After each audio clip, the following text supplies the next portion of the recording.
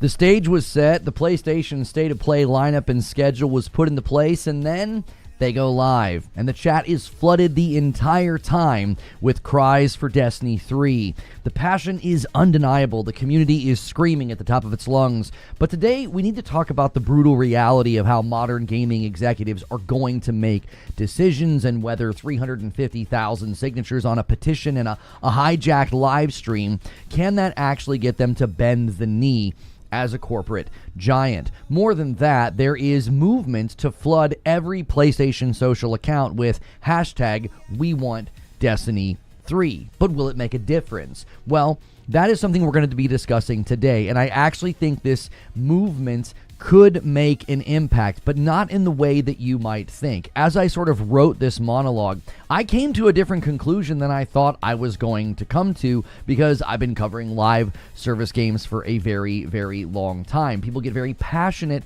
about why live service games are unsuccessful, why they fail, and the more I look at this situation, the more I see this actually going in the favor of the fans, which I did not expect to think that.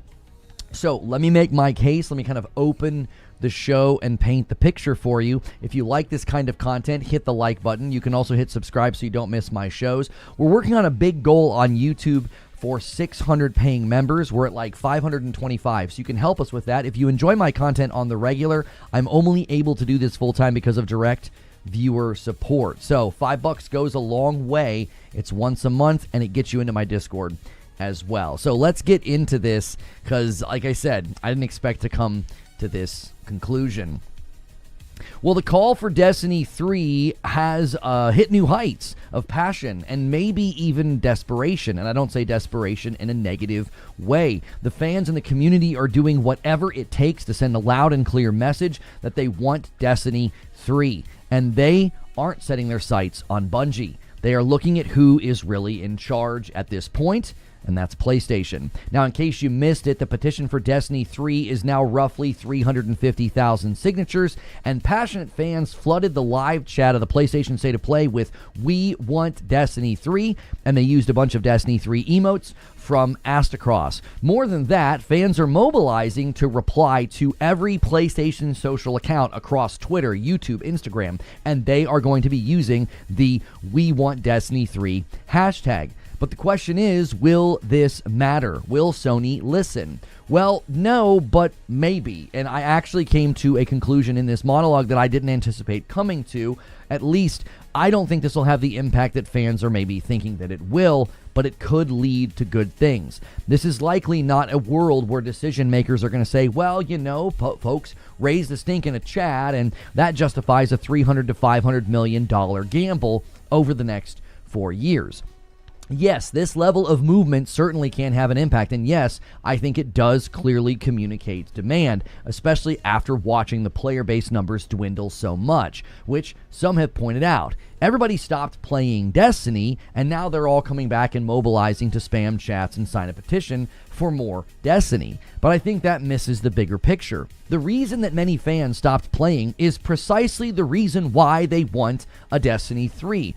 If you ask most Destiny players why they stopped playing in recent months or in the past year, you'll get very similar answers. Much of this orbits around the idea that the final shape was the end, and many fans at that point were happy to wait or move on to a Destiny 3. They would have been happy for the game to basically go into a coast mode and slow down if they were given the assurance that Destiny 3 was being made. We saw very similar behavior and posture in Destiny 1 during the Age of Triumph while we were all waiting for Destiny 2. So it's safe to say that a very good portion of the community is taking part in this movement. They're echoing what they said when they actually stopped playing Destiny 2. They're not saying anything new. They've said this before. They're just all saying it together now. Now, none of this translates into money or pre-orders or even a guaranteed return of investment for PlayStation if they decide to publish and pay for a Destiny 3. But at least it makes it clear there is a community that wants the game. And honestly, even outside of the Destiny community, there are many big creators that have said, listen, I'd take a crack at a Destiny 3. I would check it out. So what sort of impact is this all having? Well, the best thing we can say is that it's making headlines and it is trending in all of the right places. That will certainly make executives and decision makers pay attention. Now, it doesn't mean they're going to change their mind, but it does mean that they're not in the dark and they're not unaware that communities are demanding this. There is a desire for the game, which means if PlayStation ultimately wants a live service game, it's hard to ignore this. And it means if PlayStation ultimately goes the other way, you would hope that they would be questioned on this even in an earnings call. The shareholders know that PlayStation was very unsuccessful in some of their live service efforts, some with very embarrassing results like Concord, and we've got great results in some games like Helldivers 2. It would be fair to say, hey, listen, why didn't you greenlight Destiny 3? There was clear public demand, hitting a high level of fever pitch. And that really gets into why this movement is such a good call from the community. It is clear that successful live service games happen organically. If you look at the history of the biggest and most successful live service games, it's always organic. Fortnite exploded and nobody expected it to. Helldivers 2 went viral and nobody really expected it to. Arc Raiders blowing up was something that nobody really thought was going to happen with an extraction shooter. These are all things that happen from organic support, word of mouth, a natural community excitement and momentum. Well, the Destiny community is showing what they can accomplish when they feel that Destiny 3 might not happen. What do you think would happen if it was announced? What do you think would happen if they released a teaser trailer? What about in a few years if you open it up for pre-orders? Well, you have people that are showing that they would show up and show out and share the trailer. Things would go viral. That's what you want in marketing, and that's what you want for live service success. If there is one thing the gaming world likes to see, they like to see gamers win and get their way. So those outside the Destiny community would also likely join in on the fun. They would be spreading and sharing tweets, trailers, announcements, and saying, hey, you guys did it. You got Destiny 3 to be greenlit. Maybe even jump on pre-orders and events and when the game actually goes live and is playable. It's honestly hard to ignore the organic reality of what is happening right now. But unfortunately, the organic reality may be outmatched by the financial reality. Bungie has taken a big impairment loss as an asset. The leadership has made terrible decisions. They've fostered a toxic work culture. They've likely driven company morale into the ground. That's not exactly a great runway for a big investment gamble. But the optics and the shareholder pressure has got to be in the room right now. Do you want to compound the impairment loss by killing a long-standing franchise that has generated tons of money and now even organic community movements demanding that the franchise continue? Why are you going to look straight-faced at hundreds of thousands of people saying, we want to give you money, and say, yeah, no thank you? What else will you have Bungie do? Make something else? It'll face the same wrath and the anger and the mobilization that you're seeing right now, but in the opposite direction. People will reject it. They won't want to support it. They won't buy it out of spite. Now, that doesn't mean that any new game or IP would automatically fail. But listen, if you're placing bets, doesn't this movement tip the scales in favor of Destiny 3? It's like free market research happening right now in the public square. Think of how many live service games have failed because they trend chase something that gamers decided they did not want anymore. And then look at Destiny 2's decline and the player response and the current player demand. The equation gets really hard to solve without solving it for Destiny 3 being the answer. So I say, this is what I say to the community, to the gamers, and to the Destiny fans. Rage against the dying of the light. Continue to make it clear that this is the best bet. This is the better gamble. This is the smarter investment to make Destiny 3. Make your voices heard to such a degree that any other decision doesn't just look stupid, but financially foolish. That's the only way this works.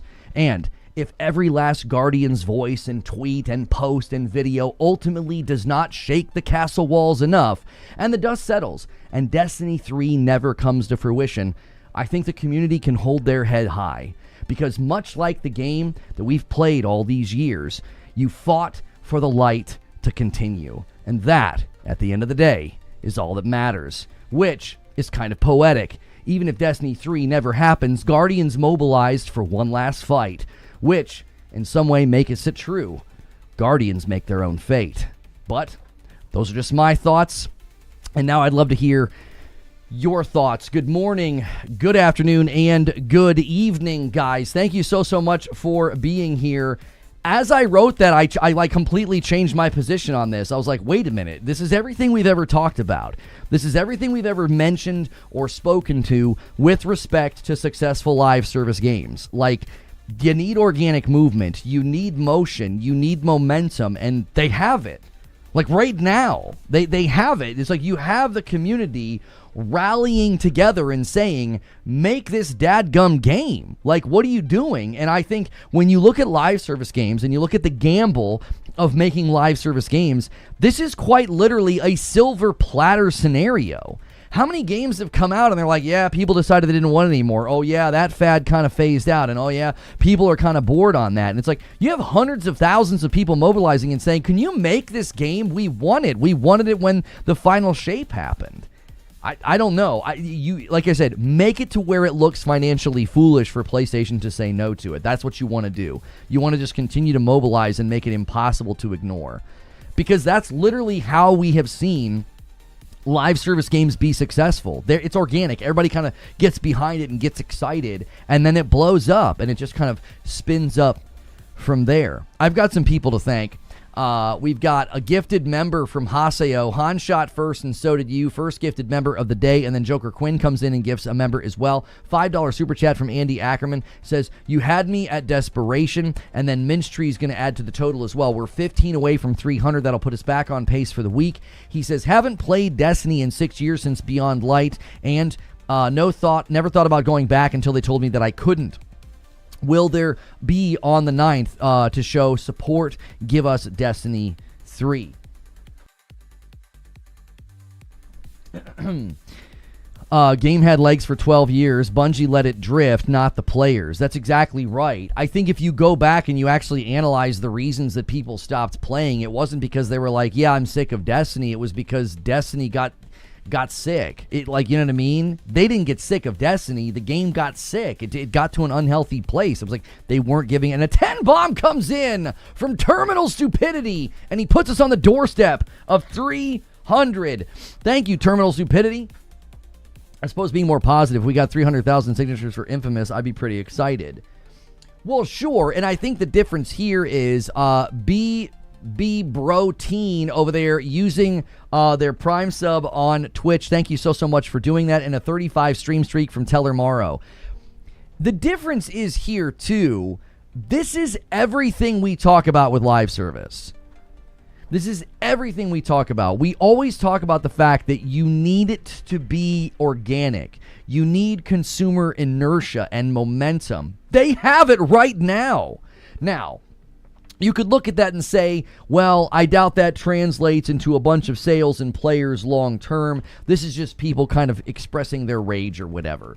And it's like, okay, let's analyze the process by which you place a bet to greenlight a live service game. I want you to imagine that you're in charge. You're the one that's in charge, and you're choosing the bets that you might or might not place with respect to live service. What's happening right now is exactly what would convince you, like, well, make that game. Make that game. These people are raising a stink. They're mobilizing. They're passionate. This is what makes a live service game successful. I've always said, like, if people are angry and complaining about your live service game, you're in a great spot. That means they're playing. That means they're engaged.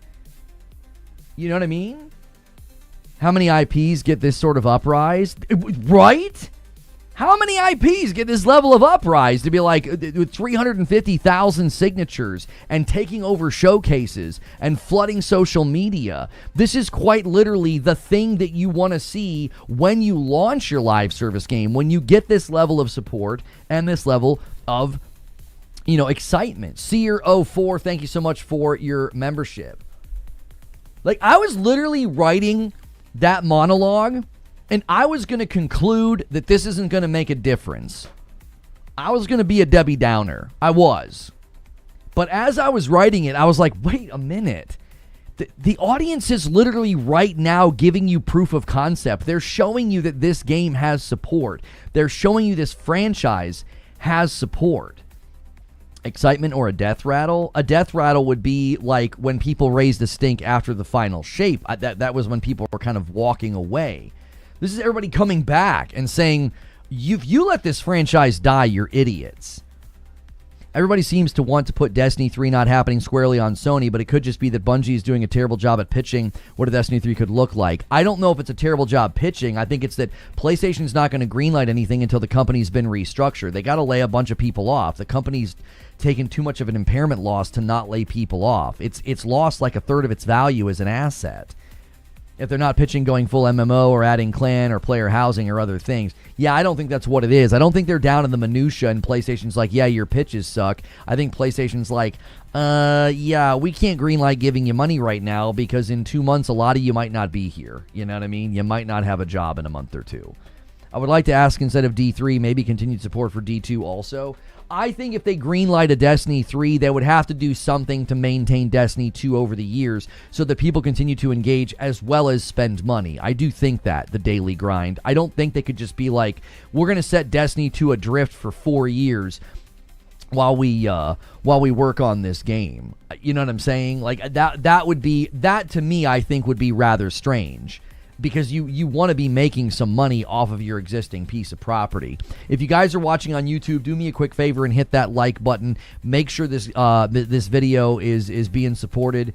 Make sure you do that every time you come in to the stream. In my opinion, the industry is much better off not having a Destiny 3. Why? They see an extremely predatory company with absolutely no goodwill to the consumers. I think that's a complete misdiagnosis, as well as I think that's an egregious misrepresentation of Bungie's history as a company. I feel like you're just flat out making stuff up. They've not been a predatory company on people. The Eververse was one of the best monetized structured storefronts I think I've ever seen. I think that's so I don't know. I don't want to be mean, but that's just egregiously stupid to be like, they've been so predatory. They made some of the best updates to their Eververse store that I've ever seen a company do with their monetization. Now, what they did in their twilight hours and like the last year or two, that doesn't mean that the entire company and the history of Destiny gets represented by that. Like, yeah, they've been predatory and the industry's better off without this game. That's like an intentional misframing of everything they've ever done. Tommy with 55 months. Bungie's making a pattern of walking away from success that started with Halo. We're at 298. Andy Ackerman with a $5 super chat says, I think there's more people showing whataboutism. They don't want what they have. They don't want what they have, so they're asking for something else they won't want to spend on. No, I don't agree with you. I think a Destiny 3 would sell like crazy. You have to think about the number of people that have played or purchased Destiny over the last 12 years. They would be there, a significant portion. We're talking about tens of millions of people that would come, that would be like, well, I'll go back day one. I'll check out a Destiny 3. They would be there. They would. This game has an enormous audience, an enormous global audience. Life is great. Thank you so much for a Member Plus renewal. We're at $2.99. Bungie walking away from success started with Myth 2, says Wolverine over there on Twitch. Good morning, Al Pastor Taco. How are you? I agree. Sony won't make a D3. My opinion is that D3 will never exist. That's the big question, though, is why? Why would PlayStation turn their back on something that is organic, on something that is clearly, it has support?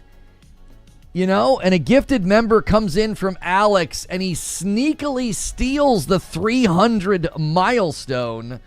Thank you so much. Logging a trial skin of conditional finality behind a paywall that required you to go flawless was pretty slimy. Wolvie, I will never say they have a perfect track record. But to act like the industry is better off without a Destiny 3 because they've been nothing but predatory, come on, that's grossly overstated. Even the biggest Bungie critics would be like, come on, that's not... They did some really good things with the Eververse back in the day. They let you buy things directly. They They lowered the amount of things that couldn't be purchased with Bright Dust. They did a lot of good things to the Eververse back in the day. Did they lose their way? Did they make bad decisions? Did they do things that we don't think we want to see in monetization structures? Sure.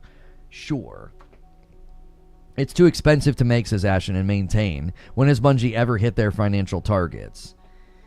Pouring Rain comes in with 52 months over there on Purple. Thank you so much for doing that.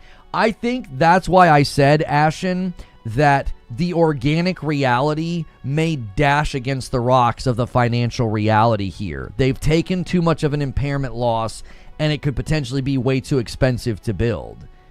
The organic reality is undeniable right now. If you are trying to build a live service game, you are probably jealous of what you're seeing happening right now with Destiny. Because everybody that launches a live service game knows you need the public to be excited and moving and talking and mobilizing around your game. We saw it with Fortnite. We've seen it with Arc Raiders. We saw it with Helldivers 2.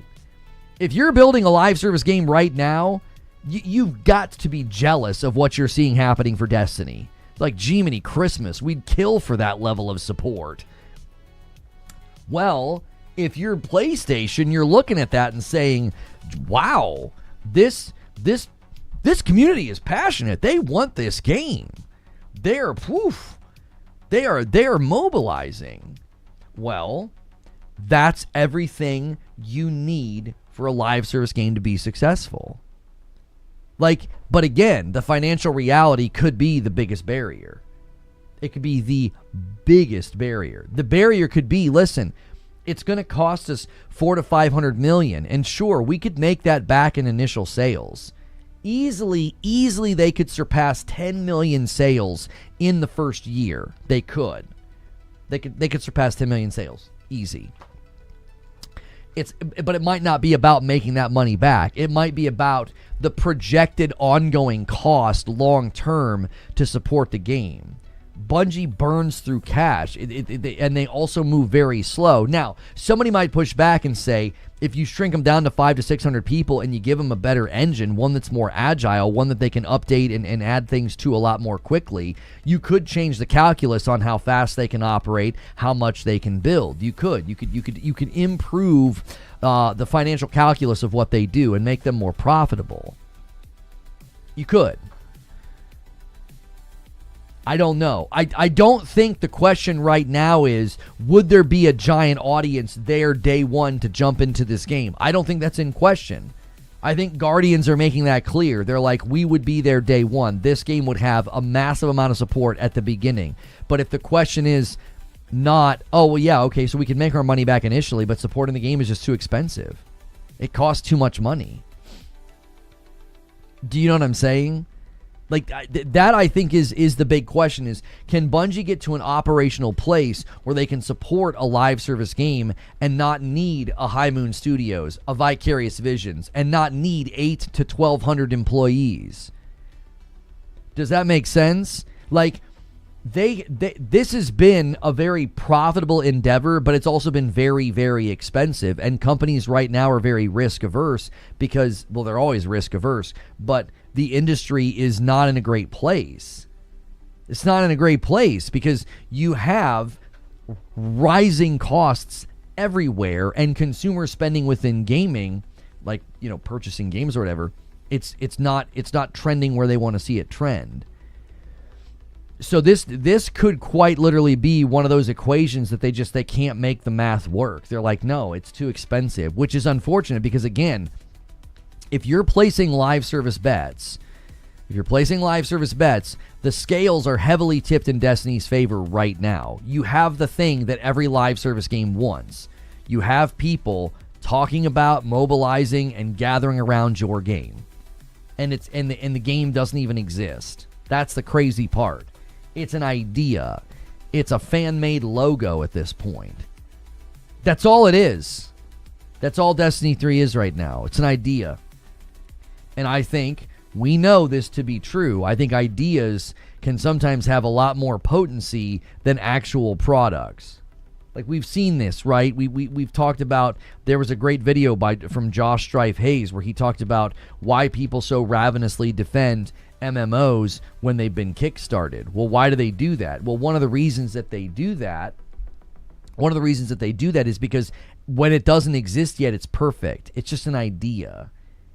It has no flaws yet. It can't disappoint them because it's like when you're dreaming about your vacation and you're going to be on the beach. It's perfect at that moment because you haven't gone yet, right? You go to the beach and it rains 3 out of 5 days and you can't really go out and sit on the beach. Well, I mean, now it's ruined and now it's disappointing you. Well, that can't happen when you're thinking about going to the beach, right?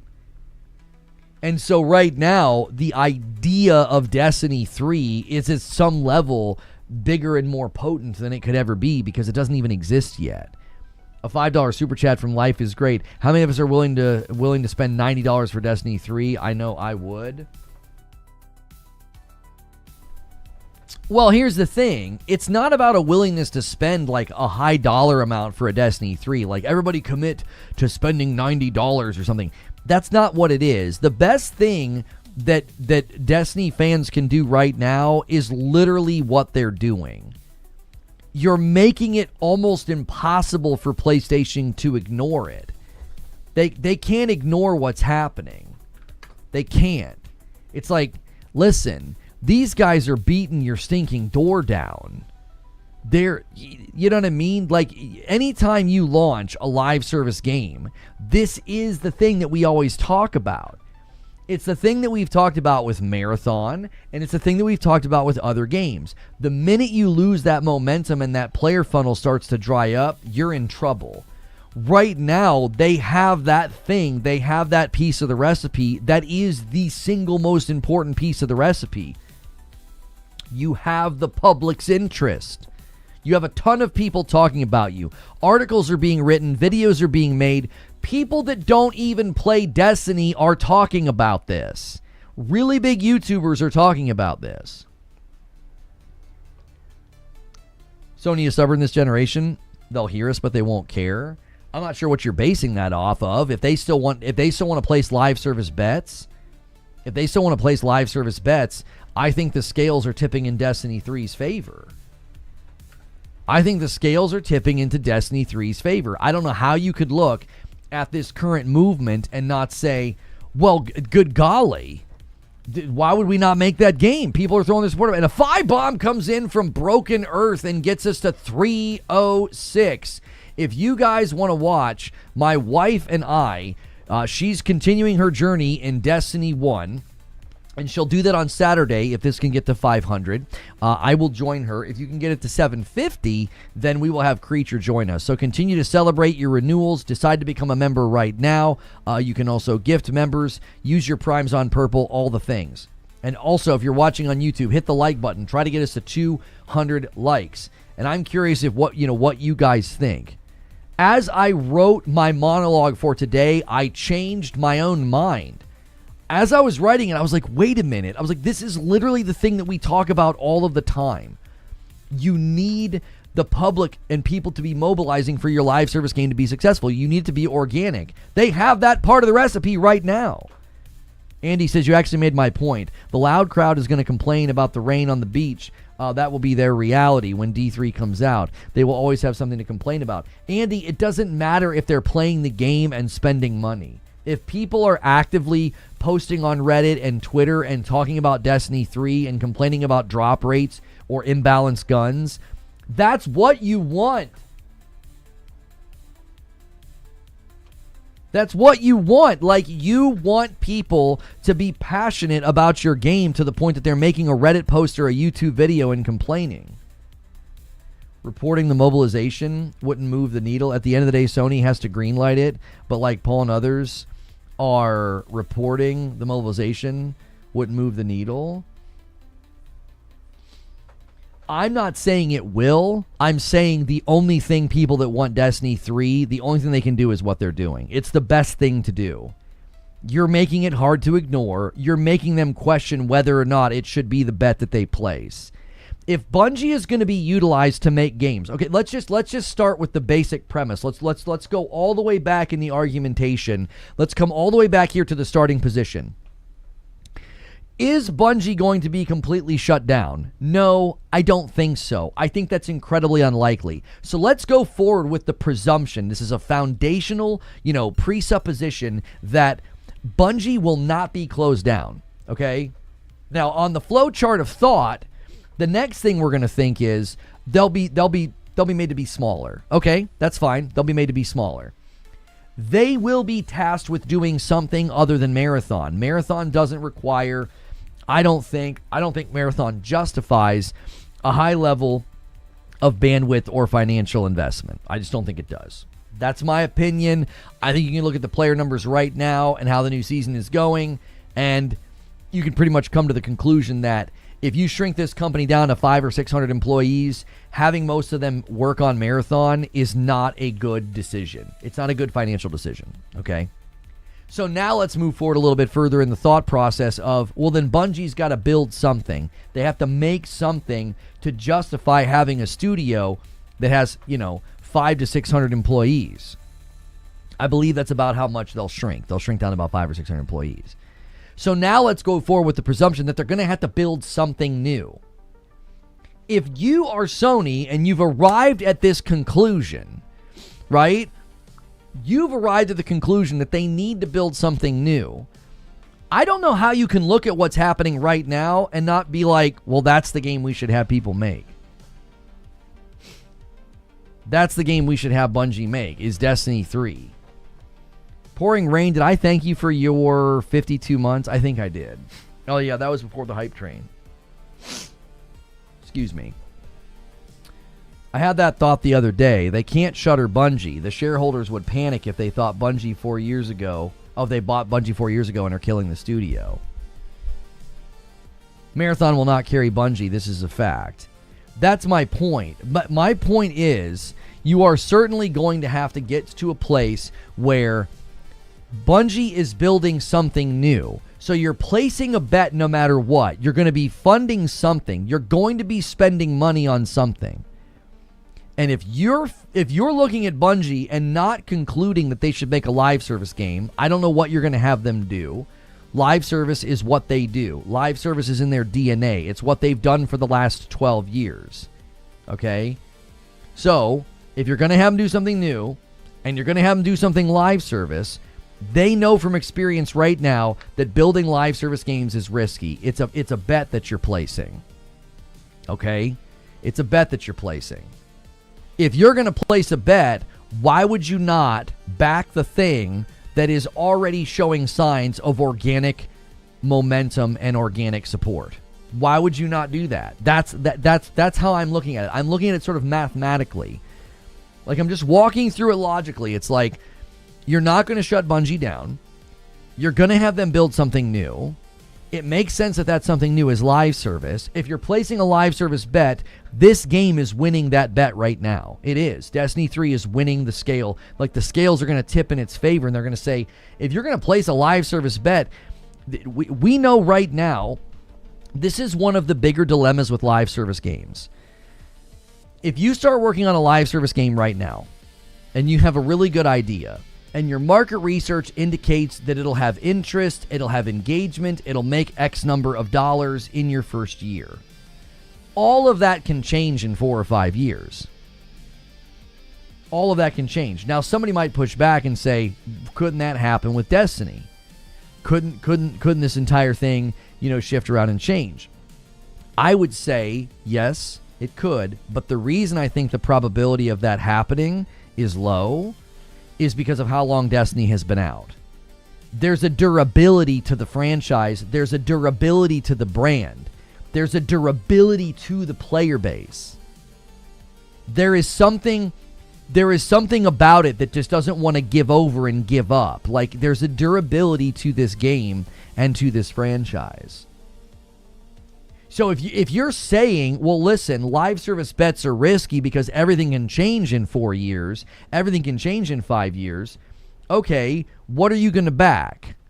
Are you going to spend money funding a brand new IP and a brand new idea and a brand new genre or whatever and hope that people are still interested in 4 or 5 years? Or are you going to place the bet on the thing that has the durability, that has the longevity, that's been around for 12 years?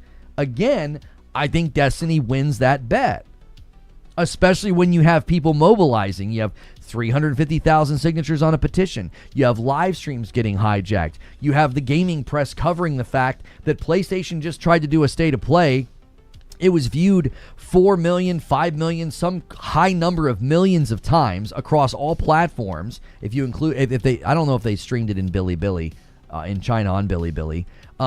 If it, but if it was in the rest of the world, it's probably somewhere around 5 to 6 million people saw this state of play. And if they were watching the chat, it was nothing but give us Destiny 3. We want Destiny 3. And I think gamers like to cheer for gamers to win.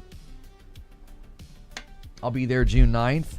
I can't even play the dadgum game, and I'll be there June 9th to show my support because I think it's the right thing to do. I think the game and the community is bigger than a bunch of nonsense that happened 6 years ago. If people want to perpetually, hold a grudge and make me hug the cactus for the rest of my life, that's their choice. They wouldn't do that. They wouldn't do that to their friends, their family, or anybody that they cared about. To continue to do that, I think, is ridiculous. It's been 6 years. We just need to move on.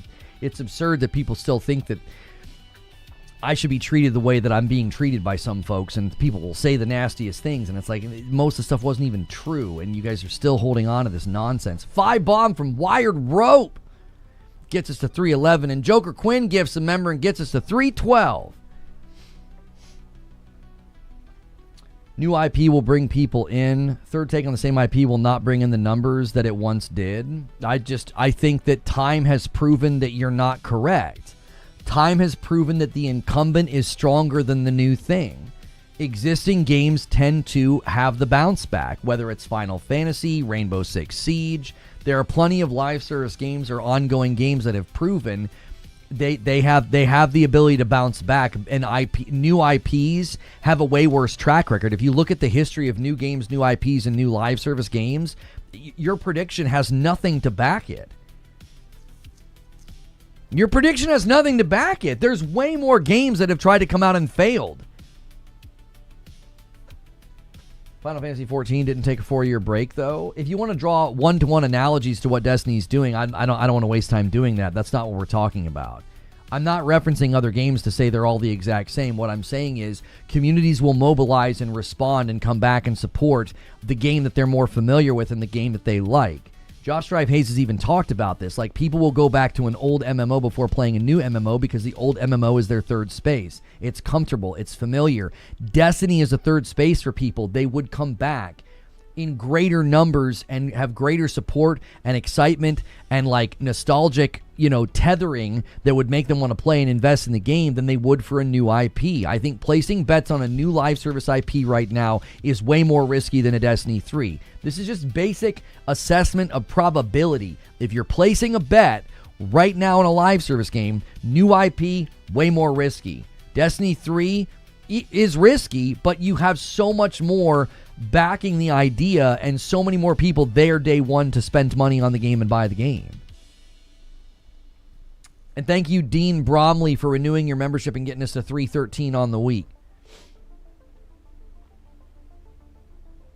Big content creators are saying they would play a sequel. The amount of signature on the petition alone would drive in more people to play the sequel. You would get every big stream. I don't think people understand.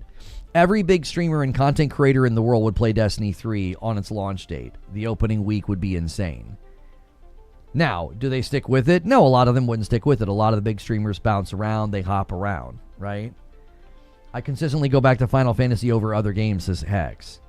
The only reason they were able to save Final Fantasy is because it was, in fact, Final Fantasy. If it was a new unknown IP, it would be gone. That's exactly the point that I'm making, Ginger. The established IP, the long-standing franchise, it has more potency and more durability. It's a better bet. I'm not denying that it's a bet. I'm not denying that it's a gamble. I'm saying it's the better bet. The community is proving right now that Destiny 3 is the better bet. It is. If PlayStation still has live service aspirations, this is the best bet they could make. It is. It has more potential potency in the market than a Helldivers 3. It has more potential potency in the market than some new PvP game they want to try to trot out. It's got more, I'll say it. A Destiny 3 has more durability, more potency, and more probability of success than Horizon Hunters Gathering or Fair Games. If you're going to be burning millions of dollars on prototypes and ideas and play tests like Fair Games and Horizon Hunters Gathering, if you're going to be dumping money on those projects, Destiny 3 is a better bet than both of those games combined.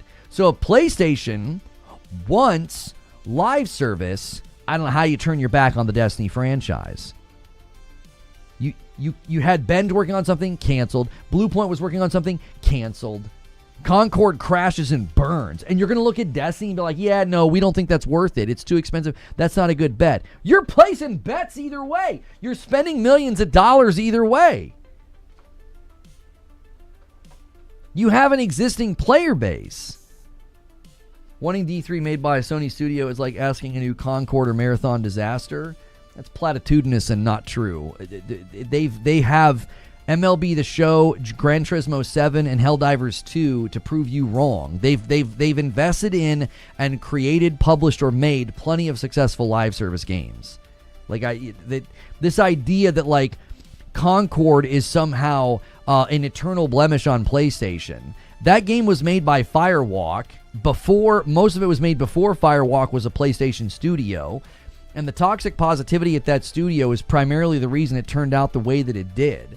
Trying to attach that to like the reputation of PlayStation Studios is disingenuous. Like that's not a good faith argument at all.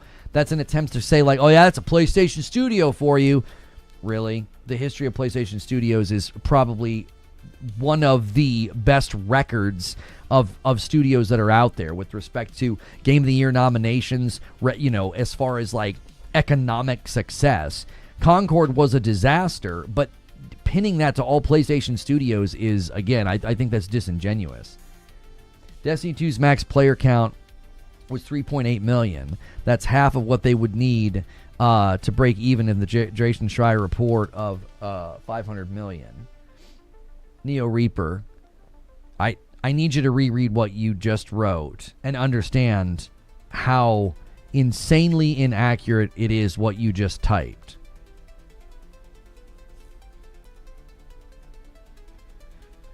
So their max player count was 3.8 million.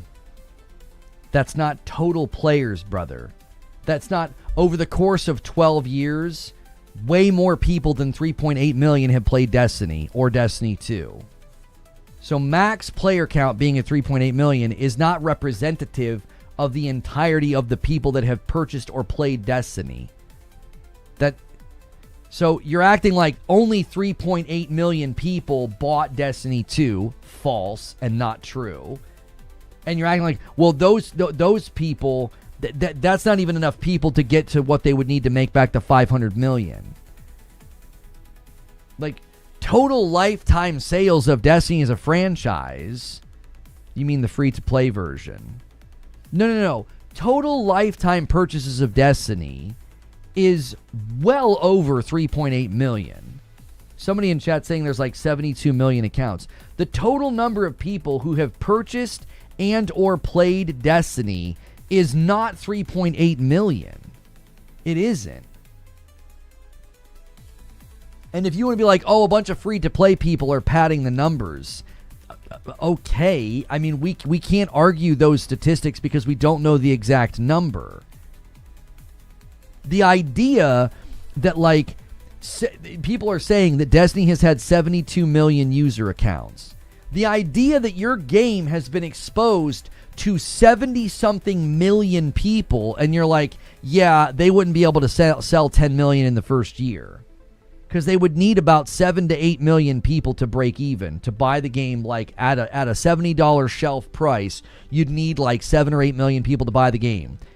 they would soar past 10 million sales in the first year. I guarantee it. I guarantee it.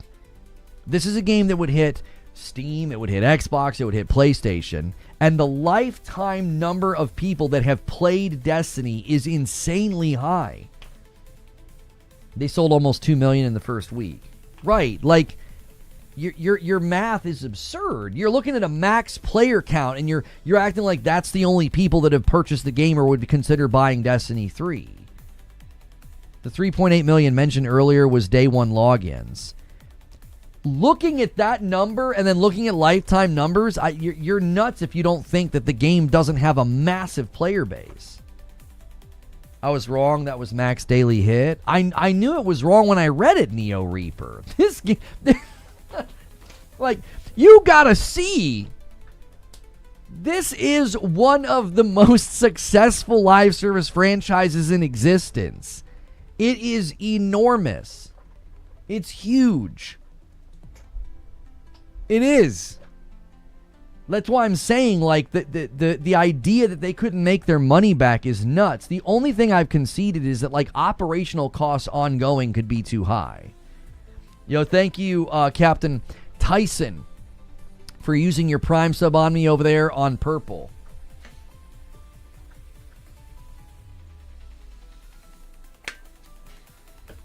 I can name a couple of better game records than PlayStation.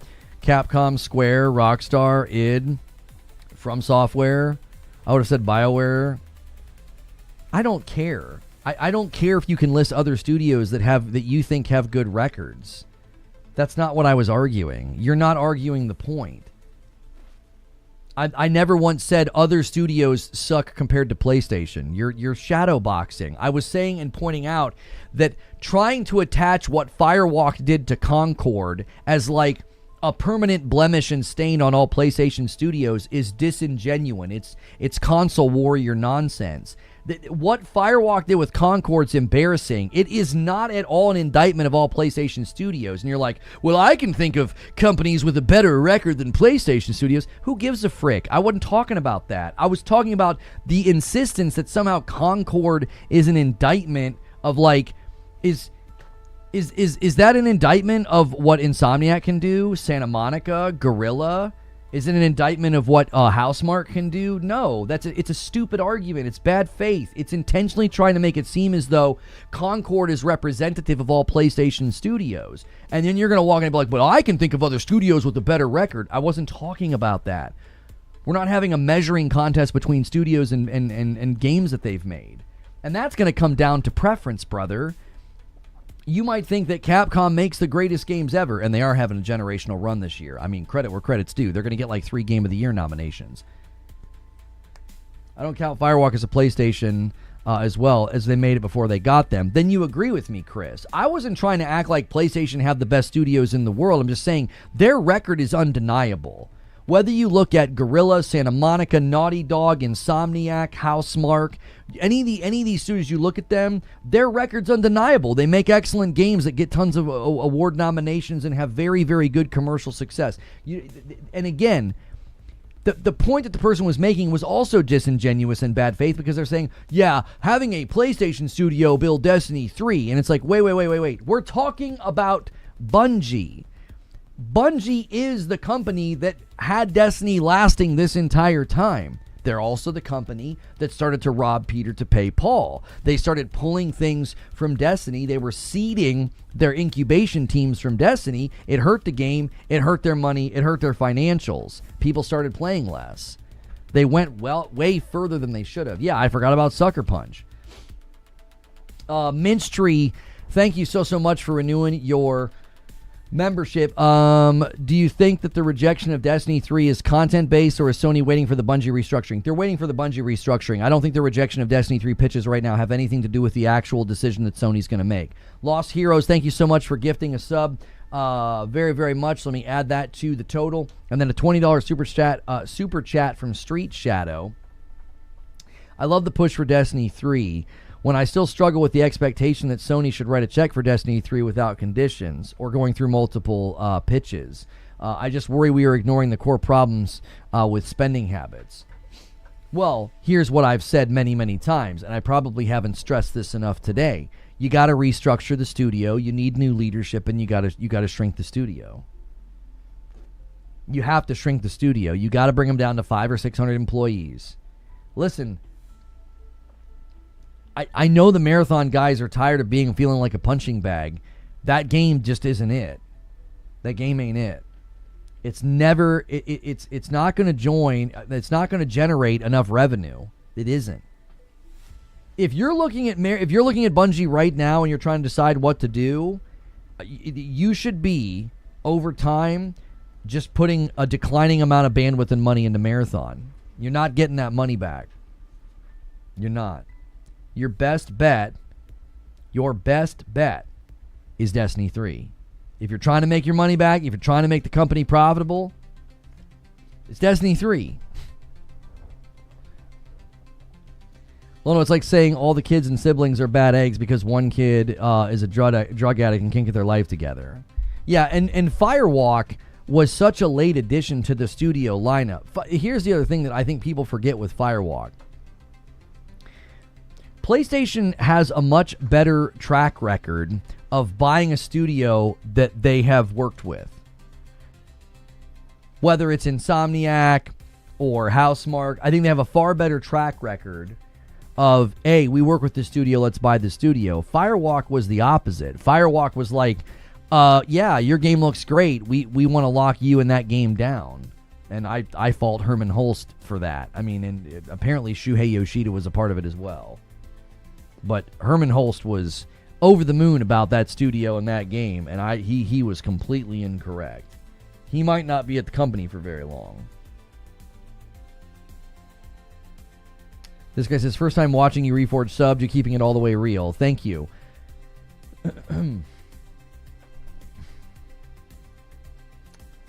Death Stranding is on Xbox and uses the Decima engine, so not true. I'm not sure what you're talking about. Destiny 3 needs a better engine as the Tiger engine is awful. Just to edit one item required the game to be open for 24 hours to allow them to edit. We don't know if that's true anymore. That was true at the time they were building Destiny 1. Yeah, so we don't know if that's true anymore. There's a reason Sony purchased Bungie. This is a huge win in the live service area for Sony. The fans are screaming for it. Hopefully Sony listens. Lest we forget, Concord team was made up of ex-Destiny 2 PvP devs that championed double primary during vanilla. This is true and a good point. Freebird coming in with 46 months. Thank you so much. Getting us to 317. I've been saying this. We need a better engine. I think a better engine would help them with their production costs because it takes them so long to build stuff. It's like they can't get like development momentum. You know what I mean? It's like they can't like, oh, hey, we built the base game. Now let's start working on a season or a DLC. It's like they can do that, but it takes so long. It takes so long. Like they really, really struggle in the momentum department. And one of the reasons they struggle in the momentum department is the engine. They also struggle to be reactive. They struggle to update things. Firewalk Studios did show Unreal Engine can be used to feel like a Bungie shooter. Paul, that might be one of the best points you've ever made. I never even considered that. If you want a game to feel like Destiny, Concord felt an awful lot like Destiny. They had the same moves as Destiny. You had like the Hunter sidestep and you had the in-air dash and the guns felt like Destiny. That was Unreal. That was the Unreal Engine. That means you can do it. Firewalk never had an open world. I mean, that's true, Rope. That's true, but there are plenty of open world games in Unreal. The point that we're making is they created guns and movement that felt like Destiny, and they did it in the Unreal Engine. Sneaky Wolf with a $5 super chat. If fans are screaming for a game worked, I'd have a new Darkstalkers game to play right now. I'm sorry. I'm sorry for your loss. This is different, though, because it's live service.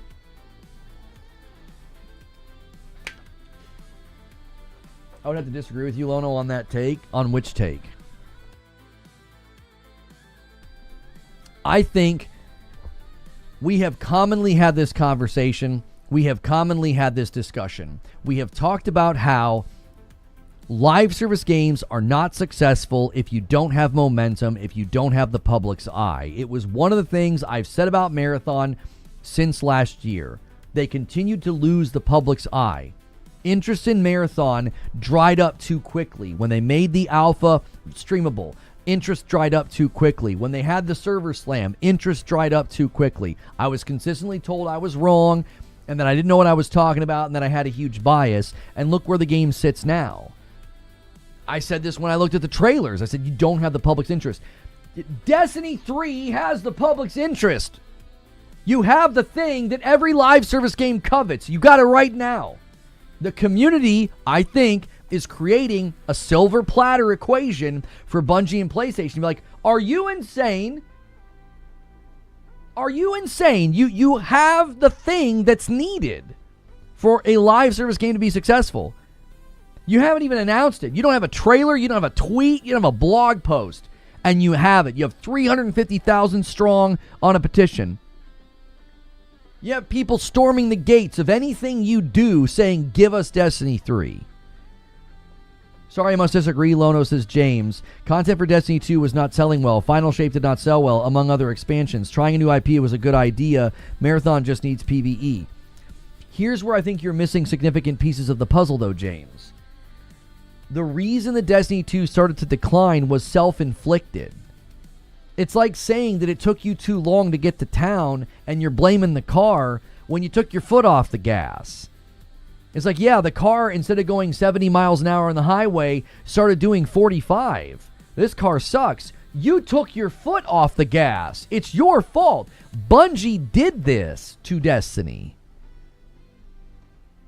Bungie did this. The Bungie leadership basically took the game beyond the final shape. Instead of greenlighting Destiny 3, they go beyond the final shape and they start getting into territory where they were seeding incubation projects with Destiny leadership. Pete Parsons' blog makes it crystal clear. From 2019 to 2024, there was 5 years of them doing this. And it all started to come to a head. It all came to a head. It was like less people playing, less people buying, and then the decline begins. They did it. They self-inflicted the wound. Like, you know what I'm saying? You stabbed yourself. And you're like, I'm bleeding to death. And it's like, well, yeah, you stabbed yourself. And now, the people that want to bring up and they want to be like, but the people stopped playing Destiny, and now all of a sudden they want more Destiny, they're not saying anything different than they said when they stopped playing. They're saying the same thing. They're saying the same thing. They're saying, we want Destiny 3. We didn't want to go beyond the final shape. You ended the Darklight saga. It's over. It had a 10-year run. Just because people are interested doesn't mean it will recoup the cost of investment. I agree that Bungie is notorious for stepping on a rake. You're not wrong, James, because I've said similar things this morning. The organic reality may dash against the rocks of the financial reality. It may just be too expensive. It may be too expensive. Even if they could recoup cost initially on sales and get, 10 to 15 million people to buy Destiny 3 and they recoup all their money, it might not matter because the ongoing production costs to keep the game going might be too expensive. Here's what I mean. If it's going to cost them roughly, let's just say the 500 million number is correct because it's getting thrown around a lot. So let's just say it takes them 500 million to build the game over the next 4 to 5 years. If they want the game to survive for 4 to 5 years, that means over the course of those 4 to 5 years, they're going to spend another 500 million. So you're always trying to outrun the spending boulder. Does that make sense? Does that picture make sense? You're always trying to outrun that spending boulder. You spend, 4 to 5 years building the game. You spend 500 million to ship it, and you recoup that money. And now, the next 4 to 5 years supporting the game, it's the same bandwidth, it's the same company, it's the same salaries. You're going to spend that money again. So every, like clockwork, every 4 or 5 years or so, you're spending 500 million. Would be a waste of 500 million. You got to pay to keep them open anyway, Jeffrey. You're placing a bet either way. You think you're going to recoup that money then building something else?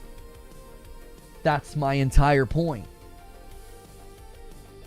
My entire point is it's going to cost that much money anyway. So pack it up and shut them down, or place the big bet. Place the real bet. Do it. Like, if you don't do Destiny 3 and you do something else and you keep the company around 500 to 600 employees, that is literally what you're going to spend anyway, either way. It's not like if the piece of paper for their next publishing deal says Destiny 3 or the Darkness Warriors. It doesn't matter what you call it. The company itself's operational cost is going to be expensive to keep this studio open, no matter what you do.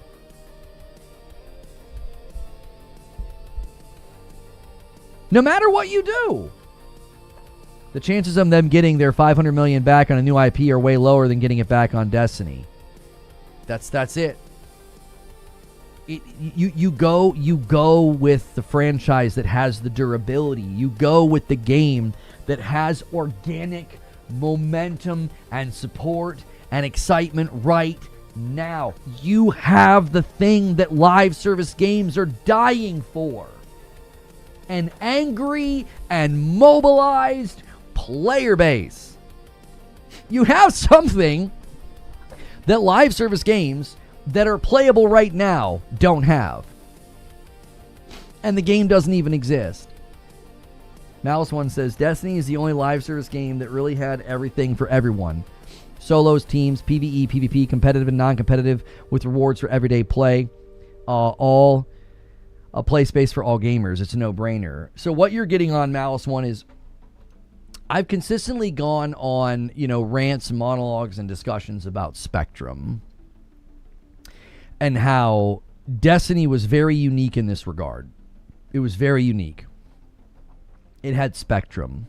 You had very, very casual players that would just spend their days in the public spaces in the Strike playlist, right? That's just where they lived. Then you had people that would run dungeons and raids.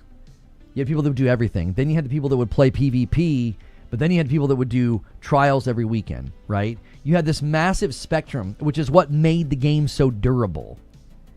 This is the key to unlocking why this is the better bet. It's the better bet. You have so much spectrum. There are millions of people that would be dying for a new Destiny so they could live in the public spaces. There are millions of people that are dying for a new Destiny 3 so they could live in the Strike playlist. There are millions of people dying for a Destiny 3 so they could play raids and dungeons. There are millions of people dying for a Destiny 3 so they could play PvP. There are millions of people dying for Destiny 3 so they could get back into a new version of Trials of Osiris. You have this cascade of gamers and gamer types that would get into your game. One of the biggest challenges and problems right now when you launch a live service game is if it appeals to a small subset, that's all you're really marketing to. Yes, there are dozens of people dying for more Gambit. Dozens. That's a good joke. Do you see? It's like one of the severe problems with Marathon that they've learned and admitted, and ding, ding, ding, I guess Lono was right. You need more than PvP extraction. You're appealing to almost nobody. So what are they doing? They're experimenting with PvE. They're experimenting with PvE. Why? To make the game more broadly appealing. Now, people will say a game for everyone is a game for no one. That's the crazy part, is that Destiny somehow managed to be a game that really was at some level for everybody. Everybody had something they could play and enjoy in Destiny. So, if you're looking at the success of live service games, the more broadly appealing they are, the better shot they have. Fortnite being, I think, probably the best example. Helldivers is a good example of how a live service game can be successful with zero PvP. No PvP. It's just PvE. It's just playing with your buddies. So that's something that Destiny has as a huge advantage in the live service discussion. So many live service games come out, and it's like, this is kind of the thing. This is it. It's why I was surprised when we saw a lot of extraction shooters suddenly popping up. I was like, that's not a very broadly appealing franchise to try to do live service with. We all know when we look at, live service, we all know when we look at live service, the primary thing you need at the beginning is that big, fat, full funnel. You need as many people trying your game as possible. If you get 1 million people to try your game, you're hoping that, 200,000 of them think, hey, this is pretty dope. I'm going to keep playing this, right? You increase the probability of conversion the more people you have playing your game. So a really, really big, broad, full funnel for your live service game is key. Destiny, as a franchise, has that baked into its community's DNA. You have a very broad and diverse audience with respect to player preferences. They all think differently about the game. They've all played the game differently, and yet they've poured years of their life and hours of their life into the franchise. What's good, Lightly? Karama says they're trading out a game that can appeal to many subgroups of players for something that doesn't appeal to anyone. And even with the PvE and Marathon, it's now the secondary reason for playing, while Destiny, it was the main course, trading the full meal for crumbs. Well, and one of the bigger issues with that, it's going to take them too long. I think it's going to take too long to add all the PvE. It's not even PvE. It's like you can go in with the crew right now and not have to fight that much. You're still going to probably have to take out any rooks that join, but largely speaking, that's not even the PvE they were talking about adding. Midway through the season, they're going to add something that's PvE only to Marathon. It's also going to be experimental, which means it won't stay in the game, which means going into season 3, they'll likely maybe even be like another PvE thing. But later this season, there is some kind of a PvE only thing coming. But it's also going to be just an experiment, which means it won't stay. It'll be a temporary thing, which means then it'll have to go through, iterative process within the company, and then they'll have to think about, are they going to let you play the entirety of Marathon without PvP? I just don't know. I don't know if they want to. I don't know if they even can. It would be pretty significant to have to retool everything they've built to not include PvP. And then you got to worry about the people that are playing and they do like it and they are spending money. They might not like you doing that.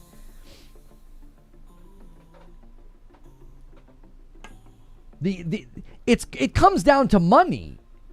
It always comes down to money. These games are attached to big businesses and big money. And I don't know how anybody can look at Marathon and think, oh no, yeah, it's definitely generating enough money. It's if we're going to keep talking about like how expensive it is for Bungie to stay open and how expensive development is, there's not a universe where Marathon's generating enough revenue to have that many people working on it. It's going to come down to the financials. It's going to come down to the financials, just like it's going to come down to the financials for Destiny 3. PlayStation might crunch the numbers and say, nah, it's too expensive. We're not doing that. Even if we make the money back on initial sales, it's too expensive to maintain Destiny. Do you think Sony has any interest in making a Destiny 3? I'm going to miss my Warlock, says Chonky. My argument is this. PlayStation will keep Bungie open. Even after laying people off, they will keep them open. I think the best thing for Bungie to work on is a live service game.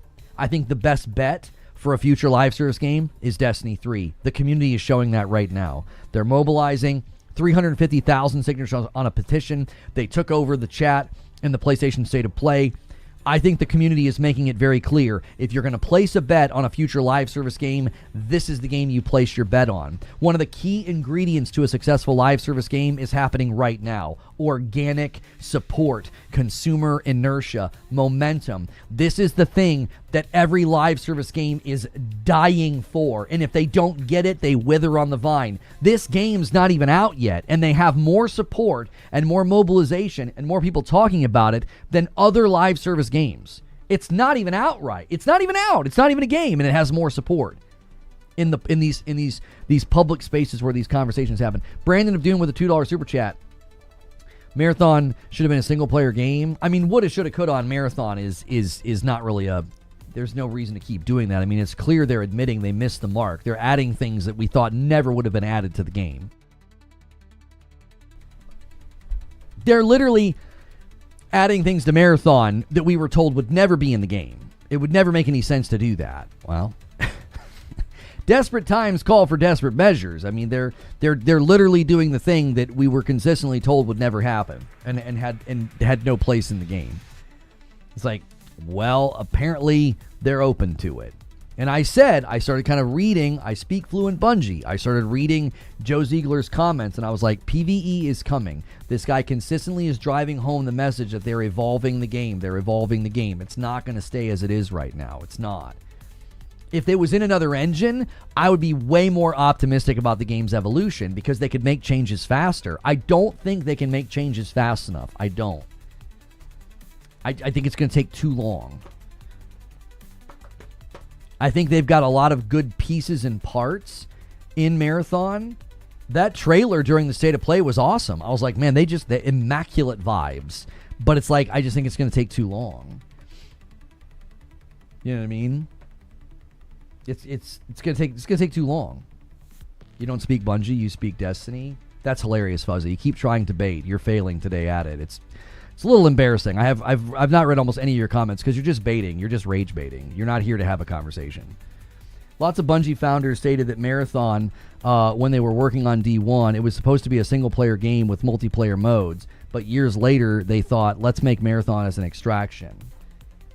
I think the same thing happened with like the extraction bug that a lot of studios got. I think the same thing happened with Battle Royale. I think people saw Battle Royale being successful and they thought, let's take a crack at that. When you're a long-standing successful studio and you see game modes exploding and making tons of money, you're like, man, we should try that. Like, we've got a lot of institutional knowledge and talent here. Philip Morrison, thank you so much for the brand new sub over there on YouTube. A brand new member, I should say. I think the problem with Sony is they simply don't understand why players weren't playing Destiny. It wasn't because no one wanted to play. It was because of the constant under-delivery of good content and the drip-feeding of content. The long periods of times for updates and cheaters running rampant for way too long. Well, and that's why I keep coming back to that. People are like, well, why would anybody play Destiny 3? They're not playing Destiny 2 now. And I'm like, that's part of the reason they're not playing Destiny 2 now is they want a Destiny 3. Destiny 2 ran its course. You ended the Dark Light saga. It's time to go to a whole new place, whole new powers, whole new weapon pool. You need to take the game to a new place. I'll tell you right now, I played Destiny for 12 years. If D3 is some gacha game, I won't be playing it. Why would it be a gacha game? That doesn't make an ounce of sense. I'm happy for Marathon players to see the game pushing the 40K mark with the free week. Gravity is undeniable. Gravity is undeniable. I was told the game would launch and surpass a server slam. It didn't. And then what happened? It spent the entire first season in decline. If they don't even match where they got at the beginning of season 1, that just spells lots of trouble. You know what I mean? You didn't start a conversation. Having all information presented to you and coming to a different conclusion is apparently a magical experience. And now you're just being snippy and snarky. You're not here to have a conversation. You're just angry and being unpleasant. Like, because you like Marathon, you think you can come in here and just be unpleasant. And honestly, a lot of the times I just think you're being disingenuous. You're just baiting because you're angry. You're not having an actual conversation. You speak in platitudes. Because it's Marathon and you like it. I don't know. I haven't missed a beat on that game, and I just think it sticks in your craw. I do. I think you and a lot of the people that like Marathon just sticks in your craw that from moment one, I hit bullseye after bullseye on that game. The only thing I missed was I thought they were going to cancel it. I just thought there's no way this thing comes out. It's clearly not ready. It's an MVP. I don't think it comes out. I nailed every other shot. It needs PvE. It's not going to have enough players. It doesn't have momentum. It's not going to surpass Server Slam. They've lost the public's eye. Bingo, bingo, bingo, bingo, bingo. Every single thing. You're speaking in Destiny, not Marathon? The last couple things you were saying were about Marathon, so now I'm just confused. A $5 super chat for Neo Reaper says, what about the D2 rebrand that they were talking about instead of D3? Would that get greenlit by Sony? Or would it be too costly? You cannot plant a flag in Destiny 2. You can't. You can't plant a flag in Destiny 2. It's gone for too long. It's an old, worn-out shoe at this point. I'm telling you, they need to make a game in a new engine. Even if you strip them down to 300 people, they have to leave the Tiger engine behind. They do. It takes them too long to make changes. And if you look at Destiny 2 as it stands right now, they had to remove content. It's been all patchworked and shifted around. I don't think you plant a flag in Destiny 2 for expansion. If you do anything with Destiny 2, you do this Monument of Triumph, and then you have like a live team support it for a couple of years so it has like rhythmic content and reasons to spend money so it continues to generate money while you build Destiny 3. You can't plant a flag in Destiny 2 at this point, but like, well, we're going to rename it and we'll turn it into a hub and we'll just keep adding content to it. No, that will not work. You're going to spend a lot of time and money on something that will just continue to decline. Think about it like this. If after the final shape, what they've been doing with content hasn't been successful, why would that be successful? Do you know what I'm saying? Like, if they haven't been successful with what they've been doing, like rebranding it and planting your flag in it, like, I just don't think would be the call. I just don't think so. Lono, could you speculate on growing the PvE influence of Marathon, culminating in potentially a short narrative-focused campaign modeled after D2 tropes, maybe a strike kind of thing? Okay, so in all of my experience with Destiny 1 and 2, one of the biggest dilemmas that has always faced Bungie is it takes them a really long time to make content, and it takes us a week to just burn through it. It takes us like a week to burn through it.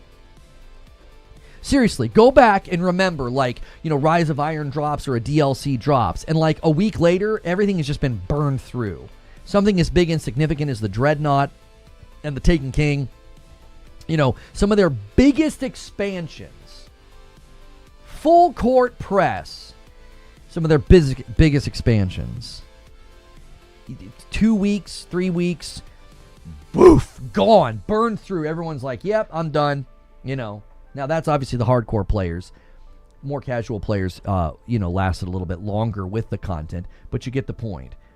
You don't have that much bandwidth, and you don't have a team that size currently working on Marathon. And even within Marathon, you're only going to have so many of them working on PvE stuff, right? You're not going to have the entire team working on PvE stuff. At least I wouldn't think so. So you have a smaller amount of people working on Marathon than ever worked on Destiny. And then even within Marathon, you're going to have an even smaller amount of people working on PvE. It's going to take them too long. That's why I keep telling people the math isn't there. The math is not there. It's going to take them way too long to make anything. And then anything they make, people are going to burn through it so fast. The best course for that game, honestly, would be, and I mean this, set it up to where people could grind through it and play it, PvE, and keep doing the PvP thing. Have better loot in the higher tiered structure stuff, for people playing PvP. Create a hierarchy of harmony within the loot pool so people don't feel like, it's pointless to play PvP, right? So do that, and then just put that game on cruise control. I don't think it's going to generate enough money. Their biggest problem right now isn't Marathon, it isn't Destiny, it's money. Bungie's problem is money. If you're going to keep them going and you're going to keep spending money keeping them going, it's expensive to keep them going. It's not cheap. Homies, you need something that's going to generate an awful lot of money. And that's why I've continued to think and continue to say that I think Destiny 3 is the best bet. You've got a really, really big edifice and a really, really big company that's very expensive to run. If you're going to continue to have them run, you have to have them doing the right thing. You have to have them doing the thing that's going to have the greatest potential of return. It's a financial discussion. It's a financial decision. Remove your like for Destiny or Marathon out of the equation, because that's not what's in the room right now if PlayStation's making the choice. If they're making the choice, it's based off of money. Xanatos, thank you so much for the Prime and getting us to 319.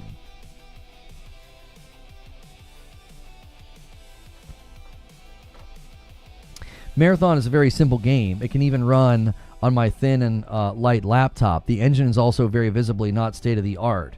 The whole game looks like a cartoon. I mean, I don't know about that. I think a lot of the lighting effects and environmental effects that they showed off in the latest trailer, it shows that the game actually looks very present day with respect to like graphical fidelity and vibes. It just has a unique art style. They're expensive because they want fancy coffee. Oh, and the harassment payouts. But mostly the coffee. That's right, Zubair.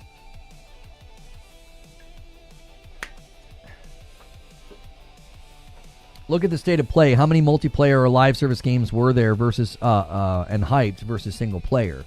Well, Angry Pete, I did make that observation about the PlayStation state of play. The only two ongoing games that were mentioned were games that we already knew about. Marvel Tokone Fighting Souls and then the Marathon Season 2 trailer. Everything else was not live service. Everything else wasn't live service. It was single player or co-op games. Because the Kamuri game is a co-op action game. It's not a live service game, though. Destiny 2 isn't even really Destiny anymore. The whole game became compartmentalized. They don't even make patrol zones anymore. They steered away from the MMO aspects of the game. Well, I think next week you're going to see all that return to fruition. I think you're going to see all that return to fruition. Yeah. I think they're going to bring the director back. They're going to you're going to pull it open. You're going to pick spaces to go to. They're going to put it back into that place. If you guys are watching on YouTube, do me a quick favor and hit the like button. Get us to 300 likes. Could Bungie utilize existing assets to form a campaign, a mission structure that bounces between all the maps? Drop lore and mystery, antagonist, plot, objectives. I mean, repurposing existing content to create those experiences would certainly be a good place to start. It would be a good place to start. But again, I'm just here to tell you. I'm here to tell you, they're too slow. I don't think they will make Kepler and the Pale Heart Patrol Zones, though. I think there's technical reason why those are single-player instances. That was a huge L, though. That's another reason why I don't think they can plant their flag in Destiny 2 for further expansion or further additions of content. I don't think they can do it, and one of the main reasons they can't do it is I don't think the game is in a state where they can have a lot added to it anymore. I just don't think so. A $2 super chat from Life is Great. Is coming down to Sony willing to spend the money. Yes, that's what it comes down to, fundamentally. And here's the thing. It's a longer decision. It's a longer view decision than just funding Destiny 3. It's far, far bigger than that. It's like putting a pool in your backyard. It's not just the initial cost to put it in. It's all of the costs that come after. You got to maintain it. You got to buy the chemicals, or if it's salt water, you got to make sure the water's treated. You got a heater that's running. You got the electrical bill. You got the water bill because you're regularly having to put water back into it. Like, it's not just about, oh, can we afford to pay to have Destiny 3 built? Do we want to do that and then pay for all the ongoing costs to keep a Destiny 3 going? I think the question's bigger than what a lot of people think. The 350,000 signatures and taking over Twitch chats and YouTube chats, that shows you have the thing that live service games need. You need organic momentum. You need that, or you don't have a live service game. Live service games are a different breed. They are. Live service games are like a water slide. Without the water, ain't nothing happening. If the water is a trickle, It's not going to be an enjoyable experience. It is so interdependent on, you need momentum. You need people playing, talking, excited, passionate, angry. All those things have to be taking place for a live service game to be successful. They have that right now, and the game's not even out yet. But the bigger question is, do they want to sign up for what it will take to keep it going? And here's why I worry they're going to say no. And I think we have our answer in games like Helldivers. Arrowhead and Helldivers 2 was a small bet, small investment, not a lot of money, and it paid out big. When they spent big money, Firewalk didn't go well. So I think they're going to be a little bit more apt and a little bit more traumatized financially from saying, let's spend a bunch of money on something that's going to be super expensive to bring to the market, as well as ongoing support. They're going to be against that because of the expense, which makes me think if they don't want to do that, then Bungie's in a very, very perilous situation. Because if you're not going to have them build Destiny 3, what the heck are you going to have them build to justify keeping them open? What are you going to build? A $5 super chat from Ray. How long do you think it would take them to remaster D1 as a bridge till D3, bring back all the D1 content? I don't know. A Destiny 1 would go pretty hard with a better FOV and better frame rate. Oh my gosh, it would go hard. The game goes hard right now. You go back to it, and it's been like encased in time. Madam playing through it and me playing through it with her has been an awesome experience. It is a very, very good game.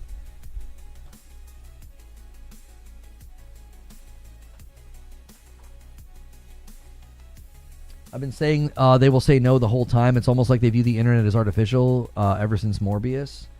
I mean, I don't think we can say they view the internet as artificial, because they literally have made games that the internet has rallied around. I mean, to say that would be, I just think, too one-sided.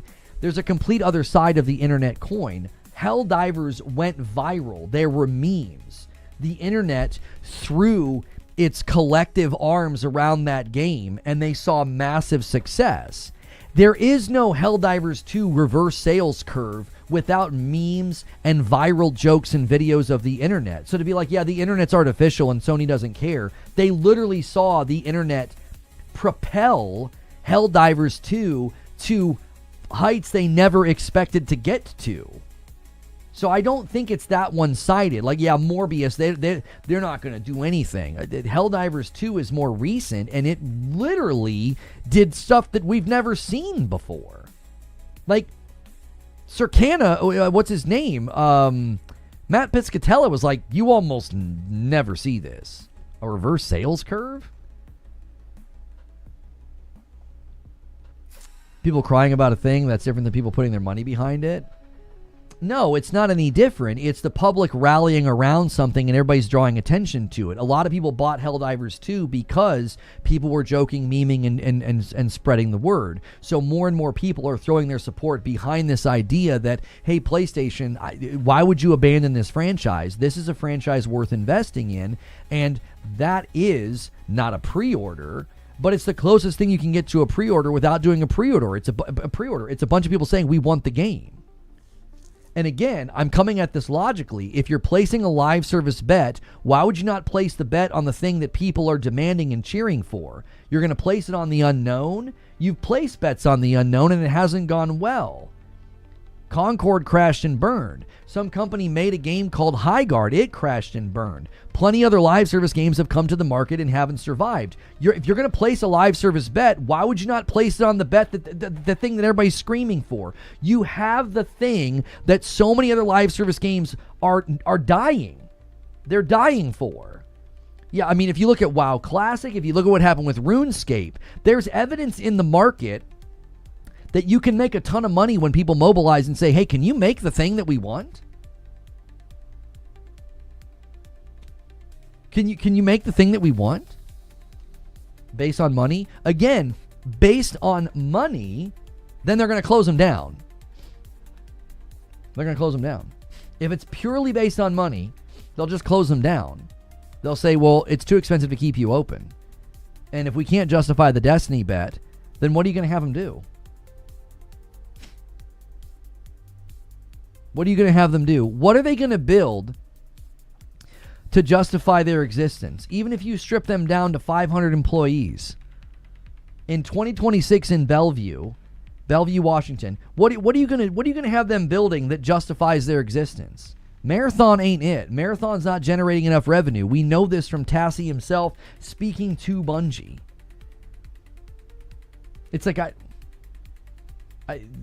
don't know what you have them do if it's not Destiny 3. You just pack it up. You shut them down at that point. You think Bungie will be gone in the next few years? A lot of people think that.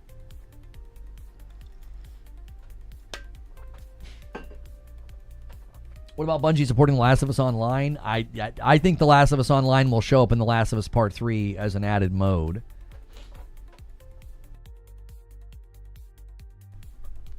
Bluepoint and Bungie have something in common.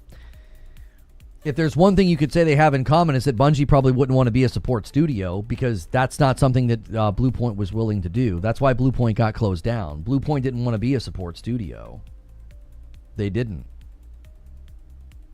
They couldn't come up with something on their own, and they didn't want to be a support studio. So that was it. It was like, well, then there's nothing, we can't do anything with you. Yo, Chrono, thank you for the raid. Guys, thanks for a huge turnout today as well on YouTube. Do me a quick favor and hit the like button. So many new subscribers today. And so much activity in the chat. Make sure you're also matching that with the likes. That's very, very helpful when that happens. Thank you so much for being here. We do a daily talk show like this Monday through Friday. It's not always about Destiny, obviously, but we are talking it today. And if you like Safe for Work streams, you can be here every day and throw me on in the background. A lot of people, listen and lurk while they're at work. We call them lurkers. And so you can subscribe in confidence.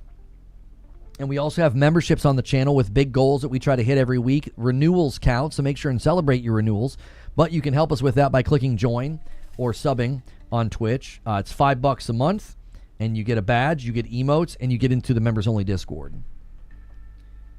D2 trailer out. What, they dropped a new trailer?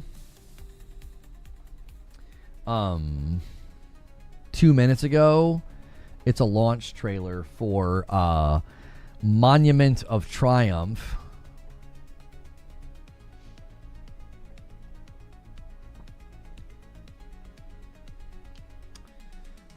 Oh, hang on.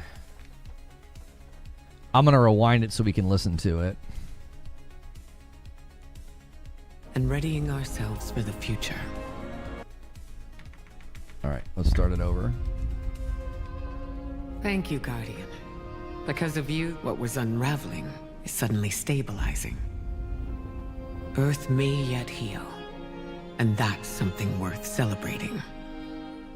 May this time be a moment of reflection, remembering what came before, reassessing our present, and readying ourselves for the future. The Traveler has nestled above the last city once again.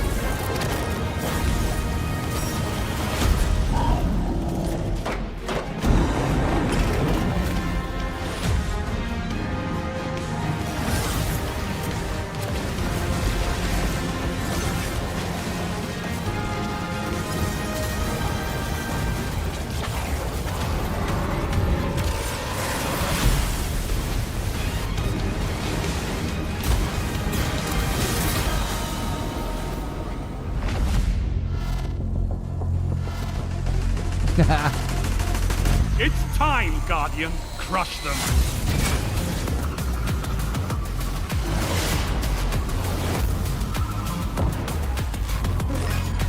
One final push and victory is yours.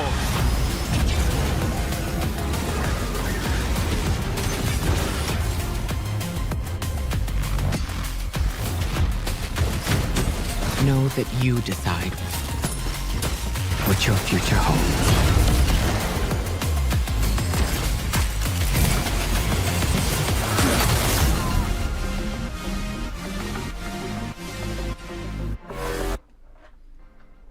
Is there something else? I thought there might have been something else. Yeah, I mean, they're really stressing this whole, like, your future, you decide what the future holds, Guardians make their own fate. I don't know.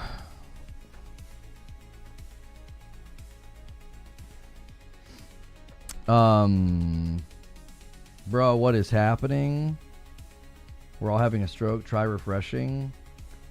Is YouTube messing up or something? Make sure you guys are hitting the like button. Let's collectively give a salute. Something that's unraveling is stabilizing. I just spit out my coffee. This update does have a whole lot of stuff in it. Man, unban this man. Let him indulge one final time. Yeah, I don't think they're going to.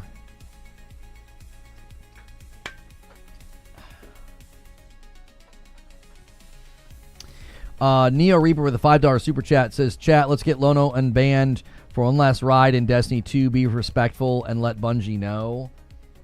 I don't think they're going to. Yeah. Is there a link to that? That was just a trailer on the Destiny 2 YouTube channel. The video was glitching hard, but it's okay now. Okay. We're looping on YouTube, FYI. Yeah, this was happening yesterday when we were streaming Onimusha. I don't know what causes it. Yeah. Do you even care enough to get unbanned? I mean, I've gotten to a point where, like, it's not supremely important to me. It took a long time to get to a place where, like, I don't really care.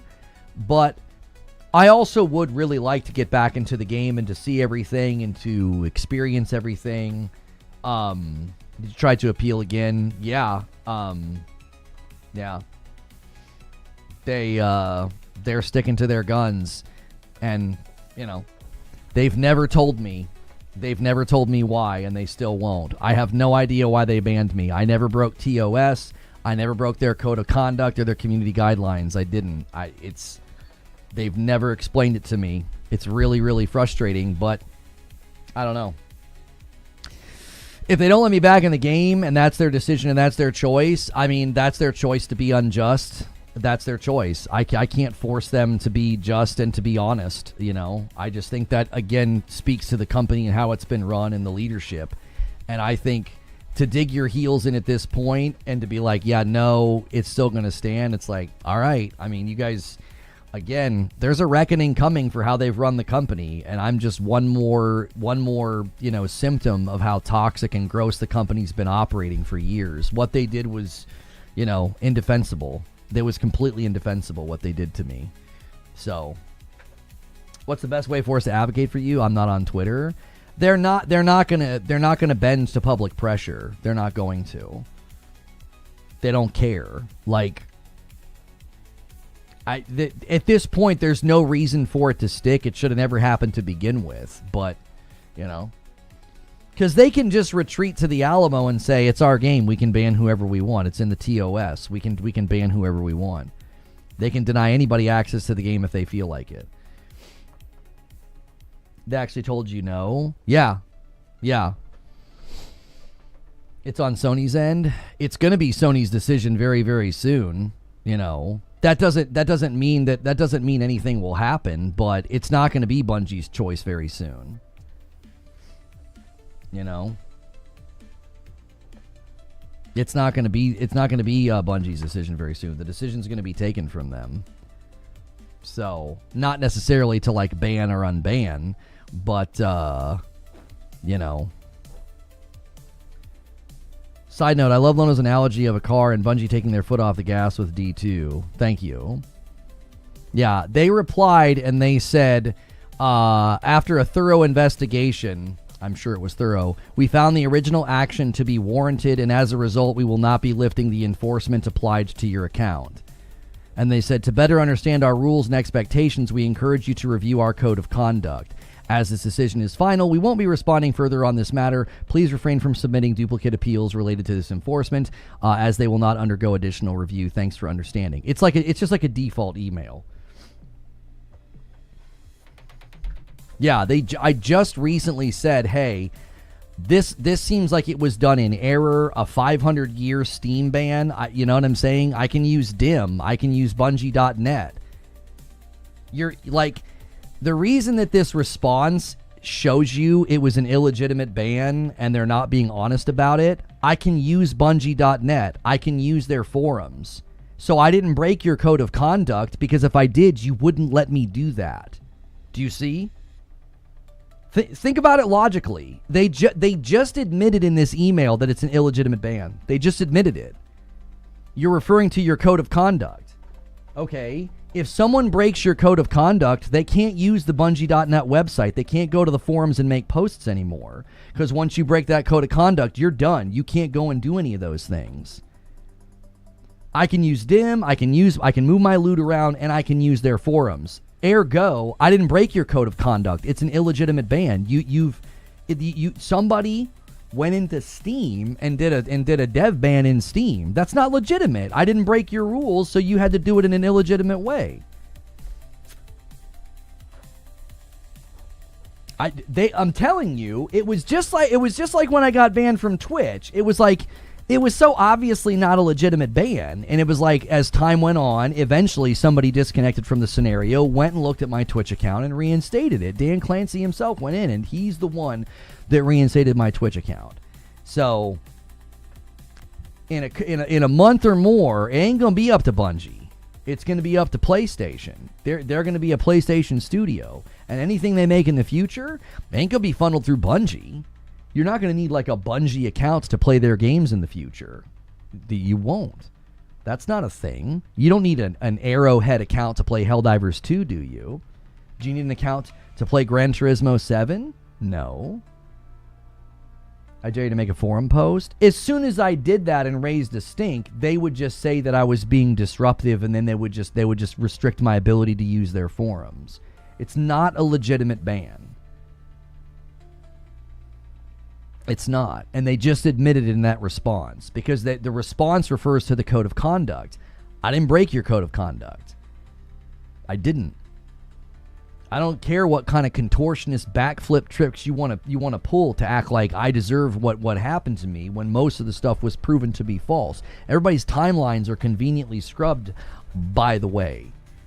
They all scrub their timelines. Like, I don't know what to tell you. It's like they've literally passively admitted that they all lied. And here I sit, still banned from the game and significantly damaged financially, still haven't fully recovered. And it's like, and people still cling to this idea that like, oh, he's a bad guy. And it's just like, Jiminy Christmas. Just passive admissions left and right to dishonesty and lying. And it's like, and then you respond and say, oh, please refer to our code of conduct. It's like, if I broke your code of conduct, then why can I use the Bungie website? Why can I post on the forums? What is this? You're not treating me like a banned player. You aren't. You're not treating me like somebody who broke your code of conduct. You're treating me like somebody that was targeted for retaliation. That's all it is. That's why I said, I told you guys in 2020 and 2021, I said, when you run a company like this, there's a reckoning coming. Because if you're willing to do that to me, like, who am I at this point? Who am I in the grand scheme of things? Who? In the grand scheme of that company standing, and where they are right now, and where Bungie and Destiny sits right now, who am I? I'm nobody. It's just an automated response, Lona. You can't look too far into it. I'm talking about the original ban, Broken Earth. I think that email was automated, but the email being automated and referring to code of conduct is proof the ban is illegitimate. Do you see what I'm saying? Do you see what I'm saying? Like, the fact that they're like, oh no, this restriction is going to stay in place and please refer to our code of conduct. It's like, but if I broke your code of conduct, I shouldn't be able to use your website anymore. You see what I'm saying? At every step, it's been a dishonest campaign. At every step, it hasn't been on the up and up. That's why tweets disappeared. That's why claims disappeared, because people made mistakes. People completely and passively admitted that they had lied or promoted lies. And that's why everything disappeared, because when you started breaking it down logically and you weren't looking at it emotionally, in the heat of the moment in 2020, when people started actually looking at what happened, it was like, wait a second, this doesn't make any sense. There's no rhyme or reason to this. He shouldn't have been treated this way. He shouldn't have been labeled these things. Using labels that should be reserved for people who actually, assault or harass. Those labels should be reserved for people who actually abuse their power. And they'll have their day, because Barrett's not the only one. So it's like, at this point, it's just one more piece of evidence that none of this was on the up and up. It was underhanded, it was dishonest, it was retaliatory, it was a form of targeting. Their email to me proves that. It proves it. Like, and listen, I haven't been able to play the game for 5 years. I'm not like dying to get back in, but it's like, man, I'm going to throw support behind your game. I think the studio and the game are bigger than this stupid petty thing that happened, because like a small little rabble didn't like me and they set my world on fire, and they got their significant others to pull strings, at Bungie. Like, that little group of people, they don't fundamentally matter. The game is bigger, the community is bigger, and the company is bigger than these vengeful people that did something that they know was wrong. Like, that's why I'm willing to support the game. So I'm not like, oh, I'm dying to get back in the game and I want to be a Destiny content creator again. No. That's not what I'm pushing for. I am attempting to move forward. Let bygones be bygones. It would be great if people admitted that they said things that weren't true and confessed and set the public record straight. They would rather scrub their timelines and act like they didn't do anything wrong and continue on this parade of fake self-righteousness. That's fine. That's the life they have to live. I mean, that is something that they have to live with every day. That is their journey. I'm not going to go after people or try to browbeat people into doing the right thing. If that's the way you want to live your life, you want to just, close it up and keep it secret for the rest of your life, that's fine. You can let that fester in your soul. That doesn't have any effect on me anymore. Their choices and their lives. That's something that would be beneficial to them as well as me if they decided to do that. But in a couple of months, we'll just be back to what we've always been doing. We'll just be covering games. We got Summer Game Fest tomorrow. We got Xbox's thing on Sunday. We actually have Future Game Show on Saturday. I'm not sitting here trying to angle to become a Destiny creator again. That ship has sailed. That ship has largely sailed.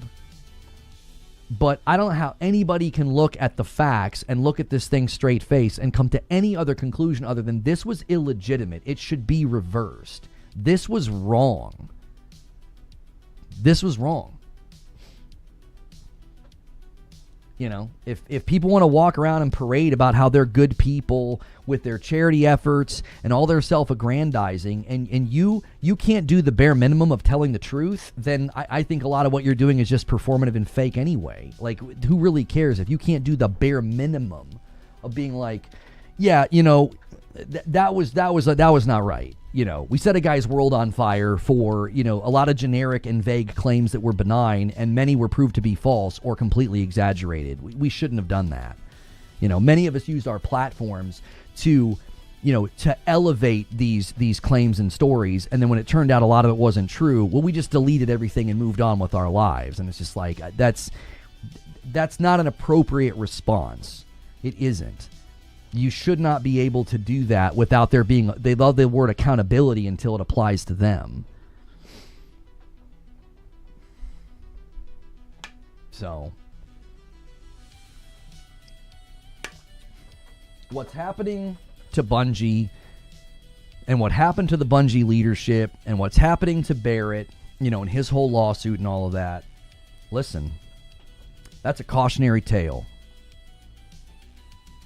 It's a cautionary tale. Comes for everybody. The truth will come for everybody. You can't avoid it. You can delay it as much as you want, which just makes it more painful when the hammer finally comes down. So, all of this is a cautionary tale about what happens when you live your life that way, and you're that dishonest, and you're that toxic, and you're that willing to do things underhanded and wrong. There's a very special place for these people, says Unique.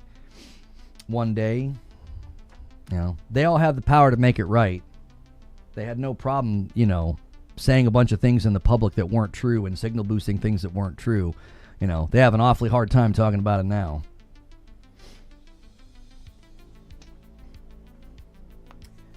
Call them and talk with a manager. Don't email them. No. Perfect Image. The situation is more than likely, right? More than likely. Somebody in the security team went in and saw that the account has been, the Steam restriction has been in place for 5 years. And they probably saw who did it. And they were like, no, I'm not reversing this. I don't know what this is. I'm not putting this on my resume. Like, do you want to be on the security team doing that? You know what I mean? Do you want to be on the security team and you want to do that? You want to reverse some higher ups, Steam restriction from 5 years ago? No. So more than likely, we're just going to have to wait for the restructuring, wait for PlayStation to be more in charge, and then take a different approach to say, hey, we would like to open a dialogue here. This was done as an act of retaliation, and I would like the account back. By the time that all happens, I may think completely differently about it. I mean, like, I don't really care. In the moment, I wanted to support the game. I want to be able to boot up the game. I'm playing through Destiny 1 right now with my wife, and it's been really enjoyable. Taking this and the memories and the experiences from me was incredibly, it was hateful and vengeful and very unkind. And it was done to protect themselves. They didn't want the truth to come out. So it's like, because you have to go back and you have to ask the question, why would you ban him in 2021, February of 2021? What was the reason? Why? I was just covering the game on YouTube. That's all I was doing. I was covering the game on YouTube. I had been like on a 7-month rebuilding journey. You have to look at what was going on and be like, well, what in the world? What would have provoked this? It wasn't like they didn't know I moved to YouTube and kept streaming and kept covering the game. It wasn't like they didn't know. They knew. Why pull the trigger in February of 2021? That's the question you have to ask. And when you look at what was going on in February of 2021, you had RN Jesus getting existing and former employees to tell him what happened. And he got real close to being like, yeah, they were heavily involved in what happened to you. And then all of a sudden I'm banned in the game. A video essay about how you got wronged by someone would work really well on YouTube. Just look at the case of Bricks and Minifigs. That kind of video would help this case. I mean, it is a different time now, and I think they're very relevant, and pulling skeletons out of closets right now would certainly be, poignant, and I think people would be interested. They'd be interested. It's just a question of, like, do we want to do that? Do we want to drag the brand through that? I was just hoping we could just quietly be like, it's time to move on. If people want to come in, to the comments and chats and say hateful things, they do that anyway. They do that about Xbox. They do that about PlayStation. They do that about my hair. That doesn't matter to me. The public's going to do, there's people in the public that are always going to do that. They're not concerned with accuracy or truth. They just, if they can feel righteous hating somebody, that's what they're going to do with their day. Make a fake account and play your game, fams. Frick that ban. I just don't know if it's worth inviting that, because then they would probably just ban that account anyway. They would probably just ban the account, and we don't want to do things like that. I'm not about to do things in the wrong way. Colin did say when you did the show together that he could have someone look at it. I know you told him no at the time because you were working on working your channels. Might not hurt. Colin didn't say that. What are you talking about? I don't remember him saying anything about that, Gandalf. Still thinking you might play on Madam's account Tuesday or just frick him and do something else that day. I was just going to sit there on the title screen and be like, sorry, I can't play the game because somebody retaliated against me 5 years ago, but I'm supporting the game and the community anyway.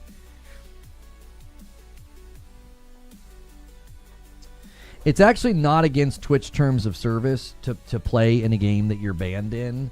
But again, we're not about to play that game. We're not. I'm not about to play that game. I'm not about to do like we'll just make another account thing. I'm not going to. So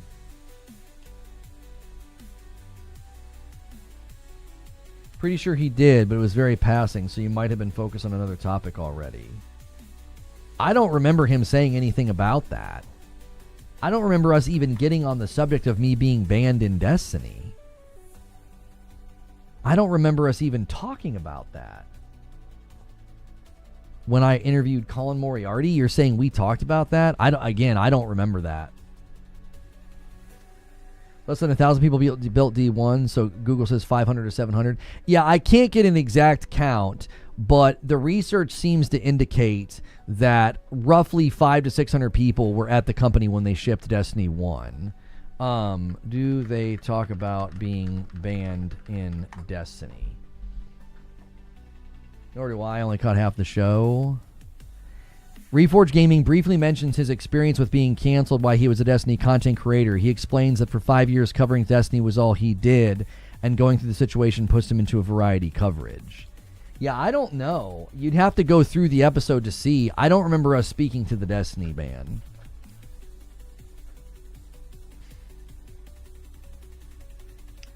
It wouldn't make sense to give them an actual reason for a legit ban or ban evasion, even if the original ban is trash. I think Lethal Escape makes a very good point.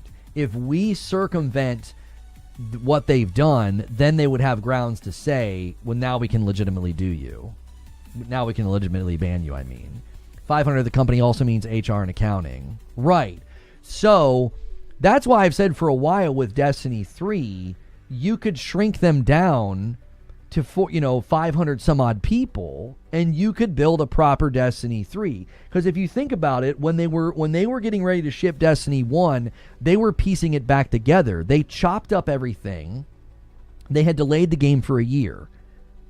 So Destiny 1 was supposed to launch in 2013, okay? Destiny 1 was supposed to launch in 2013. It launched in 2014, okay? So they were not in a good position to build the game well. They were piecing it back together, all right? Now, if you look at the way they built Destiny 2, it's not much better. Destiny 2, and really think about this, Destiny 1 ships in 2014. Just 3 years later, they ship Destiny 2. That's insane, bro. That's insane, boys. That's absolutely insane. That's not enough time. There's no way they had enough bandwidth. It's why Destiny 2 felt so hollow when they shipped it. It felt extremely hollow when they shipped it. So, and honestly, truth be told, they actually built Destiny 2 in about 2 years, because when they shipped The Taken King in 2015, that was when they put Luke Smith in charge of Destiny 2. And so he had 2 years. And I think there's a report somewhere that they had to make some pretty significant changes at that point. Or maybe they couldn't make significant changes because too much had already been decided. I think a lot of what went into like double primary and no random roles was based on some of the early feedback to Destiny 1. But then people grew to like those things. They liked the random rolls. They liked the RNG. Those were things that ended up being considered like, charming and likable, and it gave people a reason to play. So if you look at that scenario, imagine them building a Destiny 3 where that's all they are doing. They know what they're doing. They're not breaking up a game and piecing it back together again like they did with Destiny 1. And they're not building a game while also supporting a previous game, because they were supporting Destiny 1 while building Destiny 2. What's good, Pico? I can't stand Luke Smith. Somebody needs to take his lunch money. What's good, Pico? Like, what is this? Hang on 1 second. And Zen, good to see you, Zen. Thank you so much for a gifted member.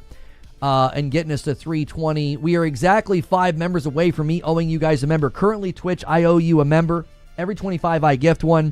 Guys, if this hits 500, Madam and I play on Saturday nights. It's an extra stream that we do as a member incentive. You can show your support for what I do by subbing or gifting. That is a great way. We're trying to get to 600 people paying for their own memberships on YouTube. So if you've never done one, try it out for a month. It's $5. Hit join. And it does help me do this full time. We are still basically trying to rebuild from everything that happened and everything that we lost, and I appreciate you guys continuing to do that. This is literally how I provide for my family. And a 5 bomb comes in from Broken Earth. Boom, there it is, and I owe YouTube a member. Thank you so much. I appreciate that. I'm actually going to do that right now. I tend to wait to do it on Twitch because it's more expensive to do singles over there instead of it being $5 at $6. But I owe YouTube one, and I'm going to do it now so I don't forget. Every 25, I gift one back. And Lethal Escape's been around for a really long time, dude. Thank you so much for being here, and I'm glad to see you get it gifted.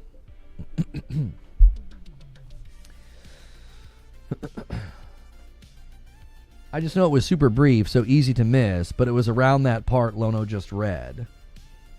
I mean, that was about 7 minutes into the interview, Gandalf, so if you can find the clip, I do not remember him saying that.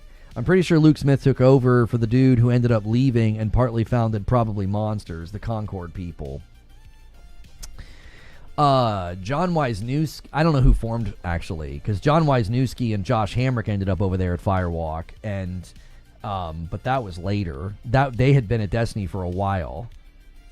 The Moment of Triumph trailer got me crying in the club. The club is my desk at the office. If Destiny 3 ever releases, will you play it or no because of the Destiny 2 ban? You've always been one of my Destiny content creators. It would be awesome to see you return. I don't think they could stop me from playing Destiny 3. It's an illegitimate ban, and... it would be a PlayStation game at that point. It would not be a Bungie game. Bungie's about to get taken over and restructured, and they wouldn't be able to pull those same shenanigans. That's not how PlayStation operates. It is not how PlayStation operates. Parasito says, I know the engine is a broken record at this point, but the fact that they turned Tiger into what they did was very technically impressive given the time and the demands. Oh, for sure. For sure. It was impressive what they pulled off, Parasito. No doubt. No doubt. Lethal says, I got 2 kids now, so can't be dropping $200 on coffee anymore. I'm sorry. No worries. No worries. I just need more and more people to catch the vision. $5 a month. That's it. That's all I need. You know what I mean? I don't need you buying tons of, coffee and super chats and members. $5. That's it. That's what makes this thing work, is a group of people saying, hey, this community's dope. I'm going to do the 5. You don't have to do all that extra stuff. We have crazy people go generously in hard in the paint gifting members. They go crazy. And they're really what keeps this thing running, because we still just have not seen that Twitch culture land on YouTube. Just very, very different. I would love to see a mashup of Tiger, Engine, and Decima. I need to be buying tons of coffee. Well, I mean, if you are a coffee drinker and you're buying coffee these days, our coffee is the cheapest it's ever been. We're trying to move our way through the light and the medium roast. It's $10.95 a bag, which is cheaper than most places where you can buy coffee right now. So...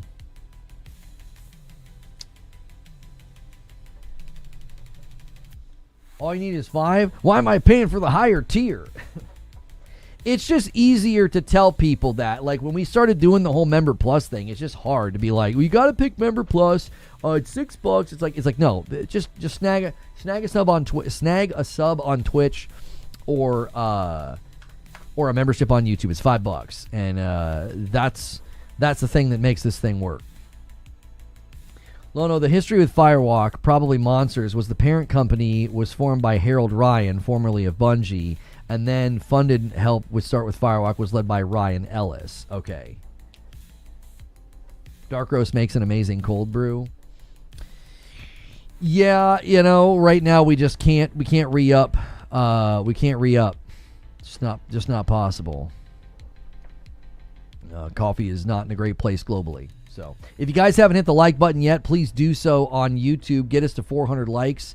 That really, really does help us out. And thank you so much, everybody who has continued to do that. We appreciate it very much. No, there's no T. I pay for the higher tier because I believe in quality. Well, thank you, Hags. I used to watch on Twitch, but I also have a YouTube Premium, so I had to make some financial decisions. That makes perfectly good sense. Why am I spending 10 to be a VIP? For the same reason people gift.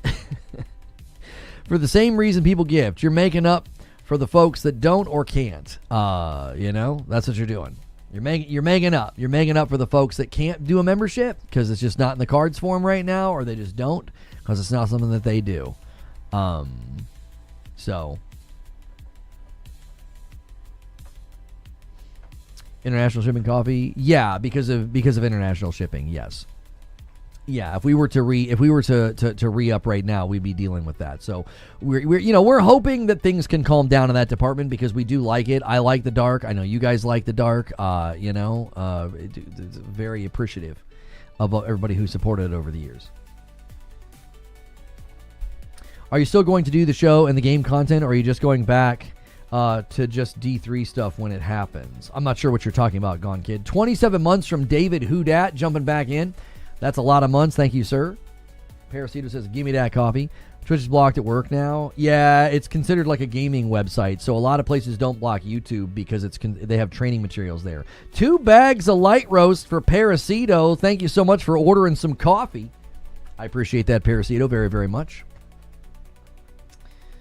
And Sterling Archer with 27 months over there on Twitch with a Prime. Thank you so much for doing that. I appreciate that very, very much. If D3 ever releases, will you play it? Oh, yeah, I already read that. Sorry. I like being a VIP. That's why I pay for it. Well, I appreciate that, Jay.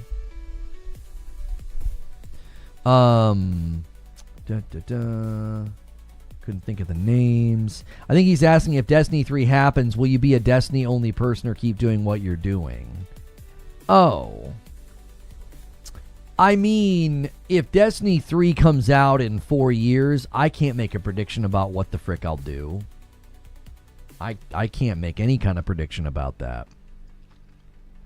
There's just no telling. I'm turning 45 this year. In 4 years I'll be getting ready to I'll be pushing 50 years old. I can't make predictions about what I'm going to want to do then. You know what I mean?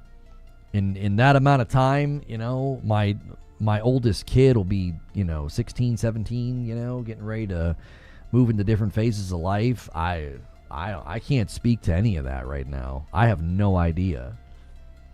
You know what I mean? Brother, if you're going to GCX, I'll buy you a beer. I'm not going to that event. I don't think I'd be allowed to go to that event. There's a lot of people that shouldn't be allowed for actual reasons, but hey, business favors keep people quiet, I guess. Plot twist, Destiny 3 launching Xbox exclusive at the Xbox Showcase this year as an olive branch from Sony after their exclusivity push. I think you're just being crazy for crazy's sake. That wouldn't make an ounce of sense. They have such a small platform by way of comparison. You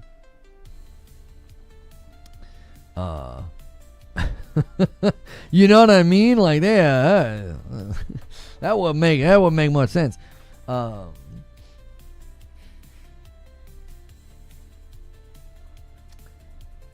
I'm sorry I can't gift like I was. You're fine, Haseo. Don't worry about that. GCX is going to be hilarious this year. I thought about going this year just to film the nonsense. I don't know why you'd think it'd be fun. I don't know. Why would you think it'd be hilarious?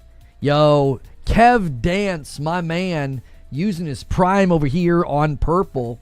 A lot of you guys have been crazy, crazy generous on YouTube, and you're throwing your support behind the Twitch channel as well. Thank you for doing that.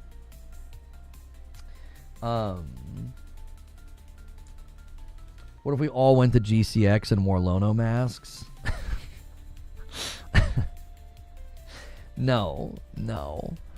there's no reason to be toxic or anything like that. Like, don't even do that. You're not doing me any favors if a bunch of you go and are, disruptive or whatever, even passively disruptive.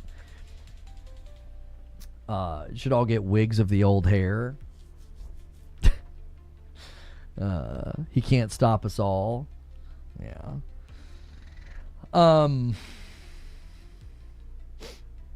Sony State of Play was a little underwhelming. No, I thought they were going to show off the PS6.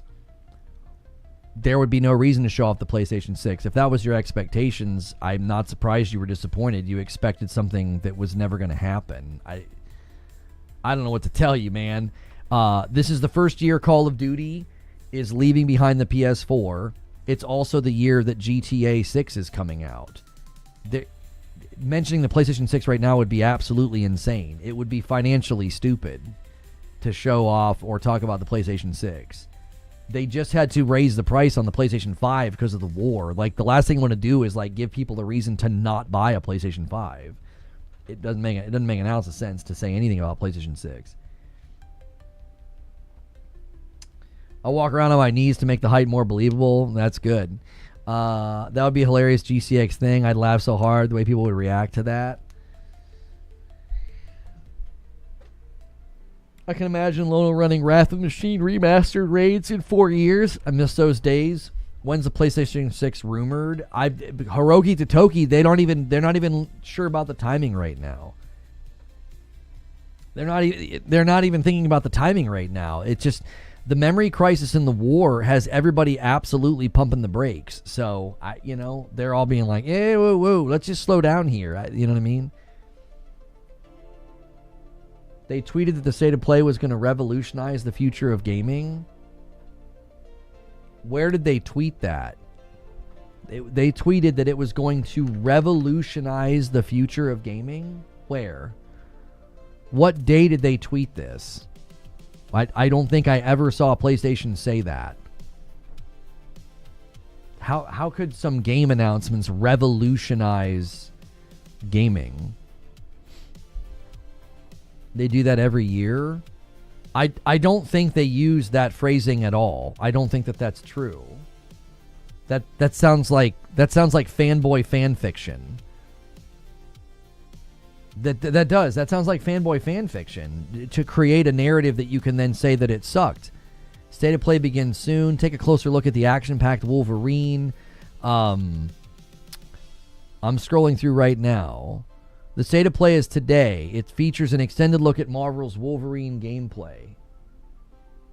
Can anybody find the tweet where they said this? That's such a weird phrase. We're going to revolutionize gaming? State of Play returns on June 20th.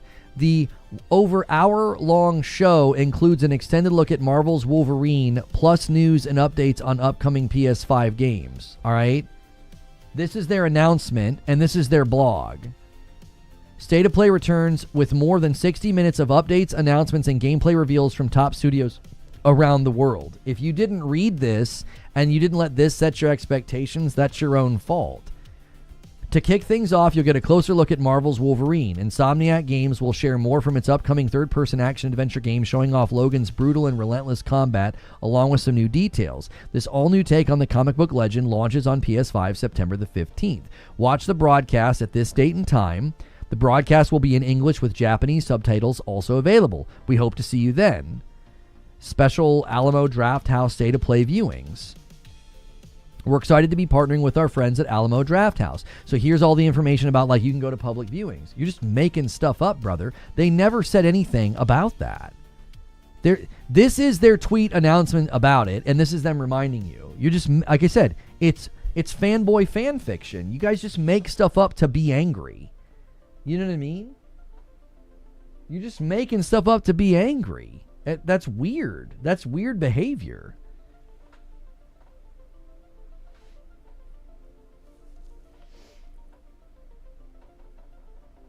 You have to read between the lines. Clearly, Sony meant the PlayStation 6 and revolutionary changes for console gaming. Yeah,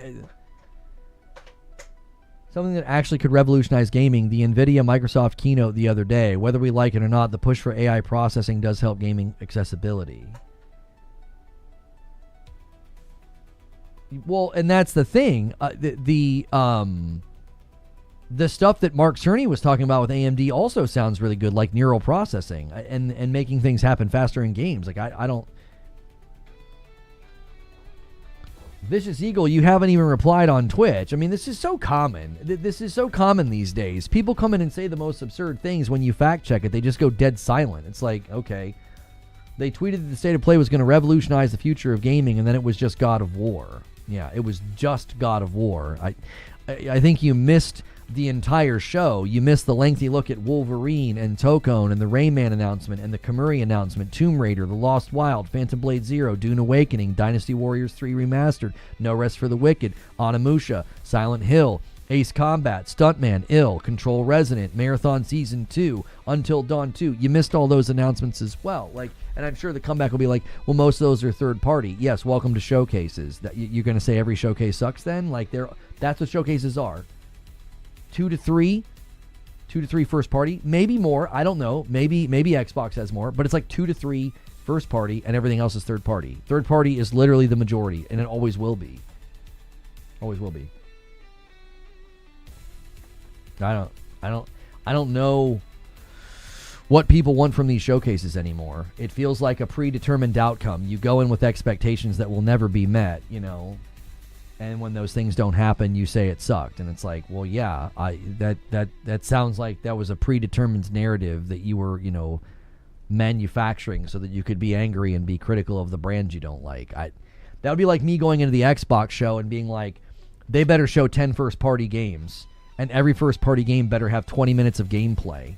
And that clearly isn't going to happen. And then I would be like, yep, see, sucked. They didn't show enough first party. They didn't show 10 first party. And they didn't show 20 minutes of gameplay for each game. You know what I mean? Now, I do say that I don't want simulated gameplay. I want raw, uncut gameplay. And we got that from both Wolverine and God of War Lao Fei. I expect Jesus to show up and give away PlayStation 7s. Right. And then when that doesn't happen, it's like, oh, that show sucked.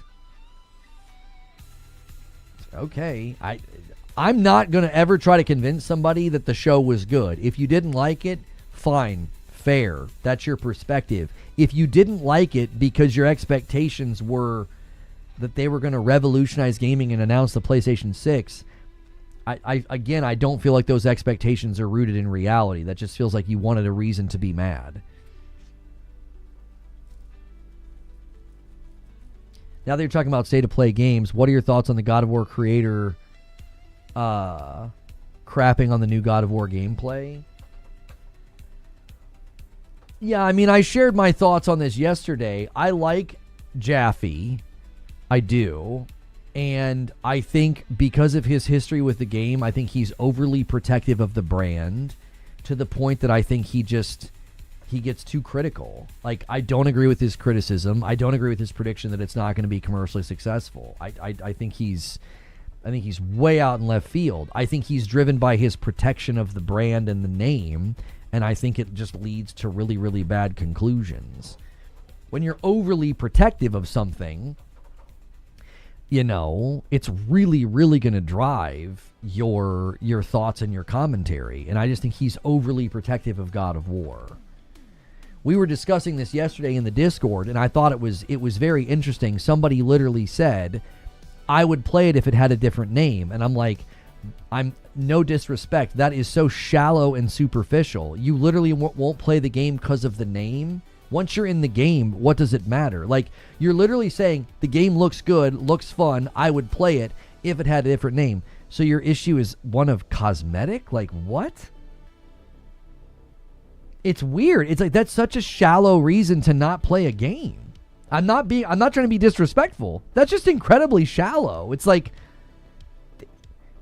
who cares what they call it? If the game is good, then play the game. What are we talking about? I don't know. That just seems incredibly superficial and surface level. It's the name doesn't matter once you're 20 minutes in and you're having a good time. I don't know. Tassie's latest tweet is pretty much how everybody feels. About God of War? I've been holding my tongue, but there is no way to spin how ridiculous this is. 6 months of content drought versus day 3 of a second season. I mean, Tassie and I have had our issues in the past, but I think he's been right on the mark with Marathon since day 1. How do you pronounce it? They pronounce it Lao Fei. So the guy who plays Huey from The Boys, what's his name, Jack Quaid, and Deborah Ann Wall, and the other actress in the video, they all pronounce it Lao Fei. They all say God of War Lao Fei. Now people are like, it's actually supposed to be Loy Vei. I'm like, nobody's gonna frickin' say that. We're all gonna read it phonetically. Oh, and can we also talk about the fact that they call her Fei? So no one's gonna say Loy Vei, which doesn't sound like Fei. You know what I mean? It's like, huh? Like, no one's going to say it that way. Whatever the Nordic pronunciation is, no one's going to say that. They're going to say it phonetically.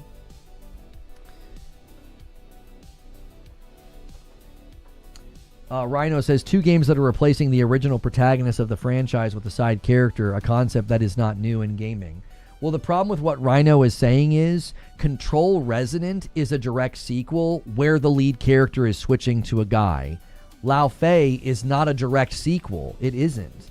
It's a branch-off story that starts at the beginning of God of War 2018, so it's not replacing Kratos. Even his framing of it is false. Jesse is being directly replaced in Control Resonant. It is a direct sequel. Lao Fei's not a direct sequel. It's a branching story. We already have a sequel to 2018. It's called God of War Ragnarok. This is a branching story. So it's not even a replacement. Calling it a replacement is not accurate. It's Miles Morales? Yeah, it's Miles Morales. Like, Spider-Man 2 is the direct sequel to Spider-Man 1. And they don't replace Peter. You play as both characters. TRM says, Asmongold's coverage of God of War is making me sick to my stomach, and I like Asmongold.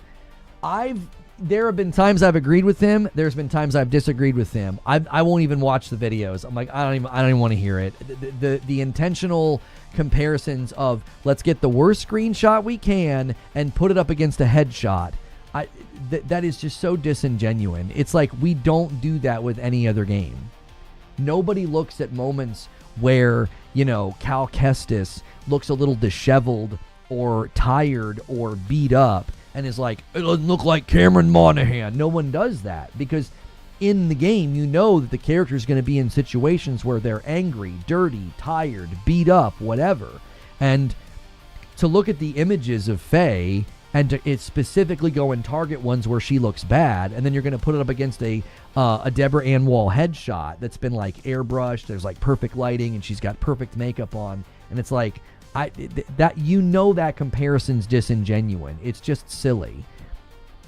They're doubling down, and they're gonna be wrong. God of War Lao Fei will be commercially successful. It will do very well, and they're all gonna have to argue that they don't believe the shareholders or they don't believe the earnings reports or the sales reports. They did it with AC Shadows. They did it with Yote. They've done it with Horizon. They're gonna do it again with Lao Fei.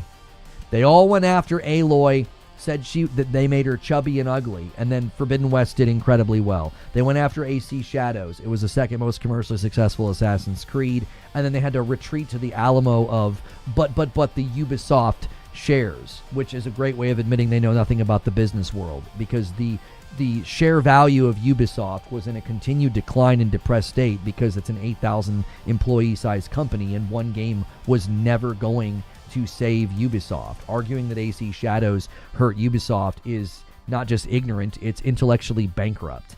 And then Yote, same thing.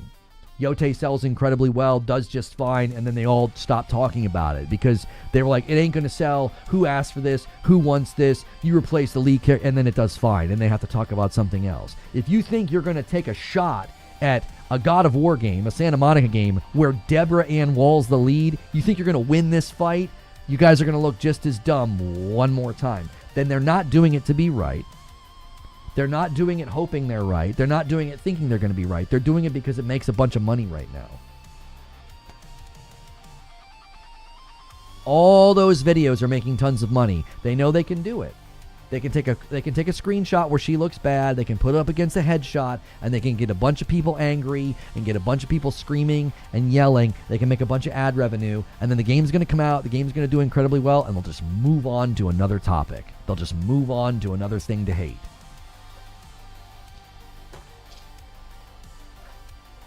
This has become time as a flat circle. Time is a flat circle. I don't know how many times we're going to do this before people realize it's all performative and fake. It's all performative and fake. A lot of these guys hate performative virtue signaling.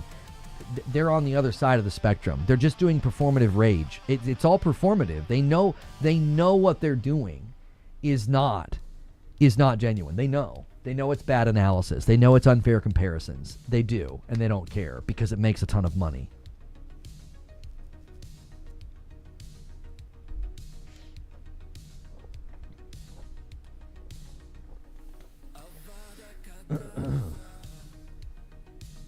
I hate using this word because it's lost its meaning, but they're grifters. It literally is a con. It positions as if it's genuine criticism, and they try to use words that make it seem intellectual, and it just isn't. It just isn't. So, I just continue to tell people, don't leave comments, don't watch the videos, don't reply to the tweets, don't quote the tweets. Don't. Ratio LD made me feel better. I didn't even see that. I am noticing, Nick. I am noticing that a lot of people are getting ratioed. The public's not having it.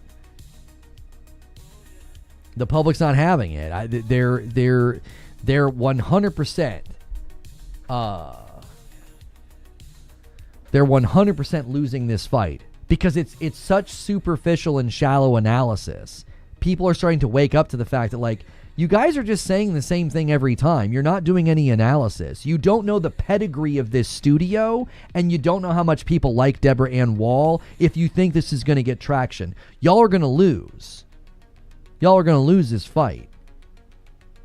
This isn't the same as the last couple times this has happened. It's continued to look dumber and dumber as time has gone on, and now they're losing in their best battleground. Twitter's their best battleground, and a lot of these takes are losing on Twitter. They're getting more resistance than usual. Yes, because Santa Monica has way more pedigree and respect in the public's eye, and people really like Deborah Ann Wall. So it's like you're picking another bad target, and you watch. A lot of them are gonna. Guaranteed, if a trailer comes out and she looks better or prettier because maybe she gets some armor and maybe she gets cleaned up because in the beginning she's getting beat up and tossed around, they'll be like, they listened, they made her pretty. If it sells really well, that's what they'll do. They'll say, yeah, they listened to us. And it's like, no, they didn't. Because you were misrepresenting it from beginning anyway. She doesn't look like those pictures. Those pictures are freeze frames. It's like a freeze frame of her making an awkward face.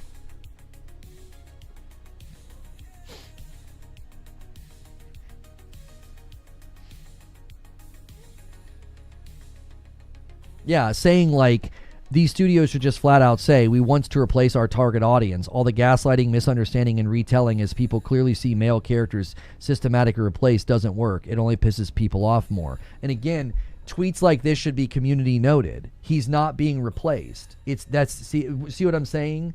It's immediately false framed. Your entire premise is a false frame. So I don't have any respect for the position because it's built on an edifice of falsehood.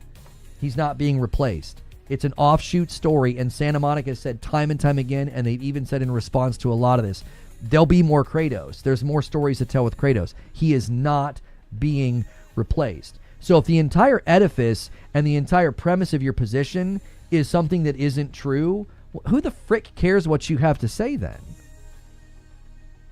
Who cares? Not only that, no one's being gaslit and misunderstanding. And that's the grand irony and the grand hypocrisy. It's like, well, you guys are the ones gaslighting everybody. You're misrepresenting the product. You're false framing the discussion. You're intentionally taking bad screenshots. And then you want to moan about gaslighting? Pot, meat, kettle. You're the one gaslighting. You're literally stirring up the public based on something that's a misrepresentation. That is textbook gaslighting. It's I'm telling you. They're fish that don't know they're wet. It's like they don't even see it.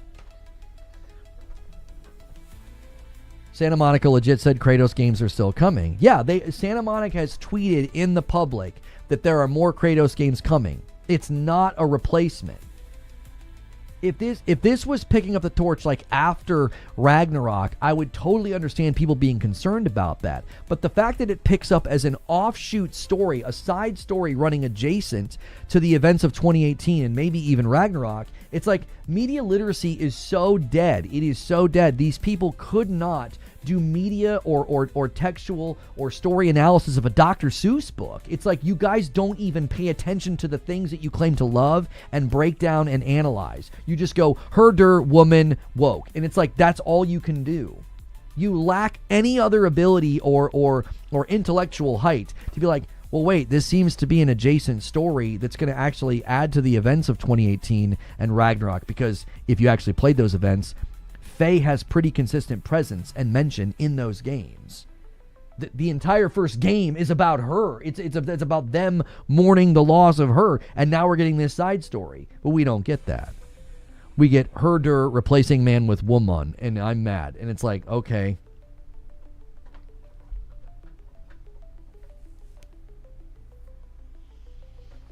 Jiminy Christmas.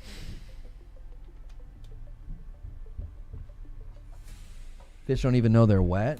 That's what I'm saying. These people are the ones gaslighting. These people are the ones misrepresenting things and grifting. And it's like, you're a fish that doesn't know you're wet. You're telling everybody else they're wet. And it's like, what are you talking about, dude? Like, you're the ones doing this. It was a great trailer. It was a great presentation. There's just a bunch of smear merchants out here that the only way they can make money and have relevancy is to hate on things. And it's just like, gee, many.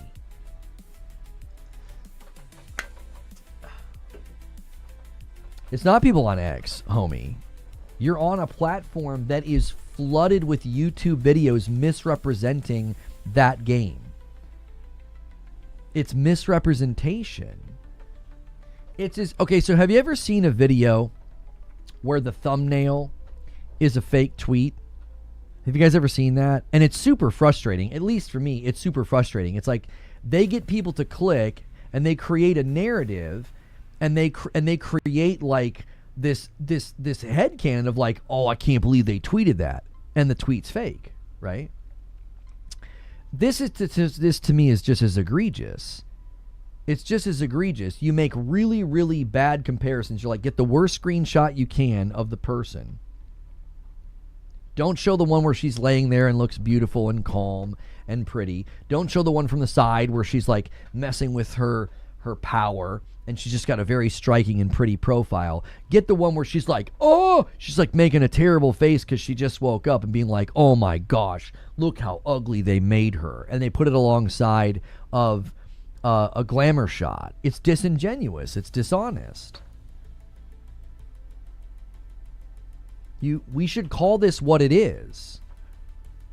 We should call this what it is. People are like, well, you shouldn't talk about it in your streams. No, I think we should. You shouldn't boost the tweets or their videos, but I think we should totally talk about it in these spaces and say, call it what it is. That's dishonest. It's disingenuine. It's a bad faith comparison. It's literally a form of deception. You're misleading the public. You're making people think things about the game that aren't true. We should do exactly, we should make an effort to elevate people's consciousness to see through this nonsense. Start seeing through it. It's a veil of falsehood. It's literally just designed to get you upset and angry about something that isn't even happening.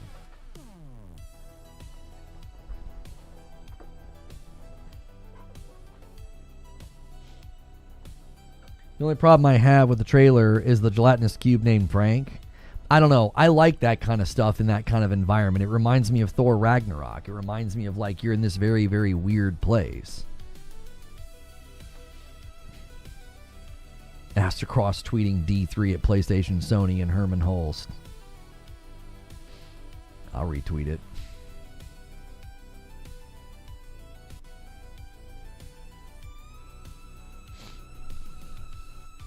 According to Jay Ronald, who designed the Xbox Series S and Xbox Series X, it was the PS5 with forced clocks and unstable ones that would make it difficult for developers. Yeah, I don't know if you guys saw this.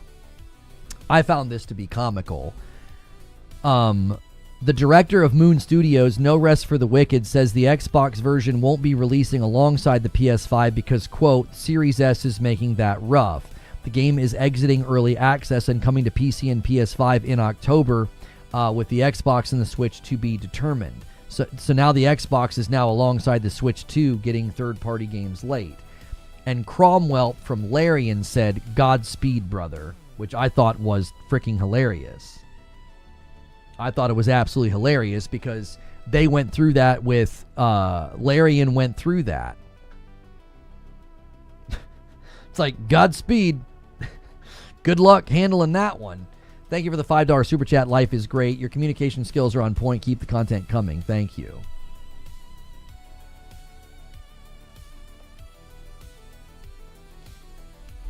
But you're unintentionally boosting if someone hasn't seen it in the algorithm. How? I'm on my channel with my chat and my content, Incredible Black. I'm not pulling up videos. I'm not pulling up videos showing you links. I'm not showing you tweets. I'm not giving you usernames to go check out. I mean, somebody mentioned Asmongold and somebody mentioned LD. I mean, that's just people in chat. I'm not pulling them up and saying, oh, here's their tweets, here's their takes, here's their videos. I'm not doing that at all. I'm informing my audience and anybody here that's new that is a bunch of nonsense. They've done this so often, and it's not rooted in fact. It's not rooted in good faith analysis. It's a predetermined script. It's a predetermined script. If it's a woman, get bad screenshots of her and claim that she's ugly. That's what they do every single time.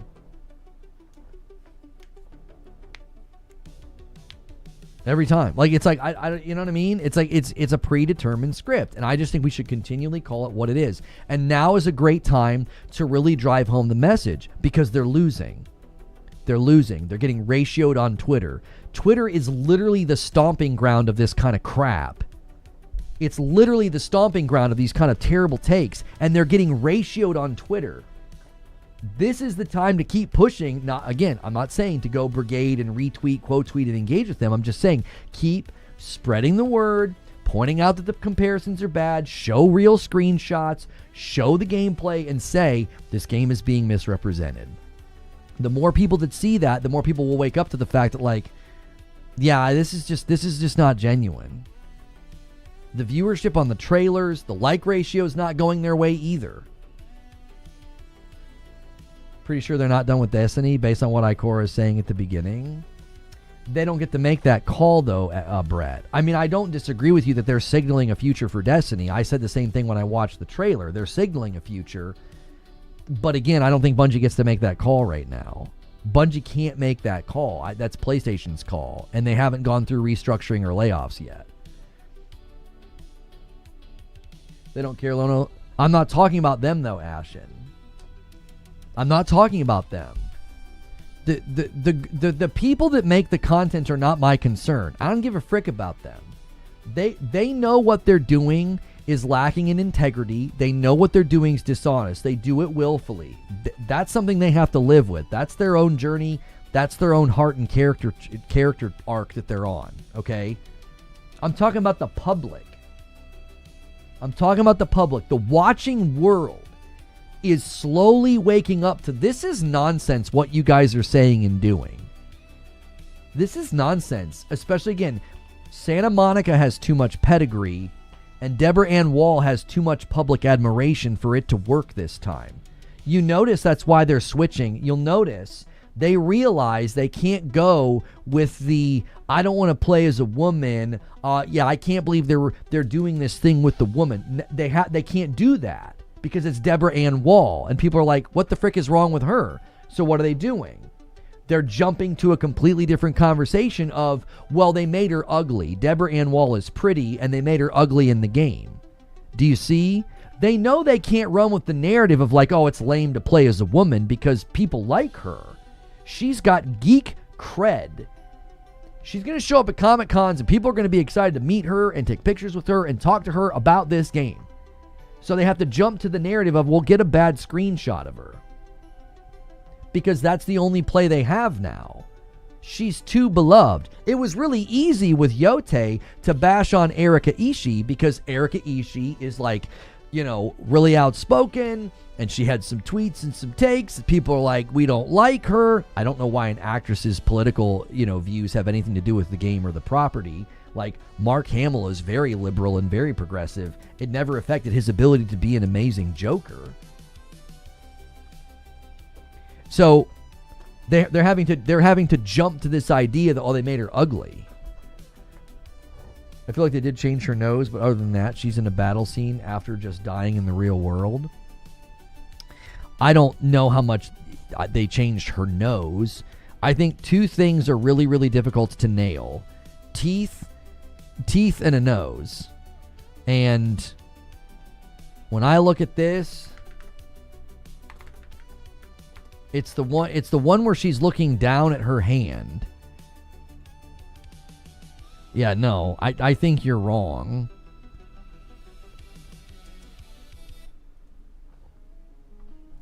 Here's her profile. That's her nose. Here's her profile. I don't know what to tell you.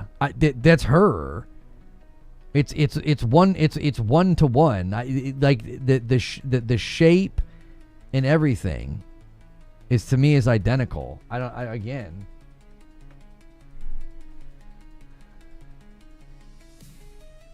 Nothing was uglified. Oh, people have already done better side-by-side comparisons.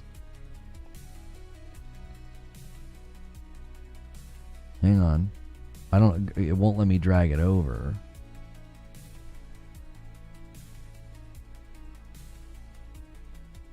Again, I don't know what people are talking about. That's her in real life. In a TV show, like not in a studio with a bunch of makeup and perfect lights, and then that's her in the game. People have lost their dadgum minds. People have lost their dadgum minds. Yeah, and there's her profile, and there's her profile. There you go. It's one to one. You could lay these images over top of each other. People are lying, dude. They're making things up. It's one to one. It's just, you know what I'm saying?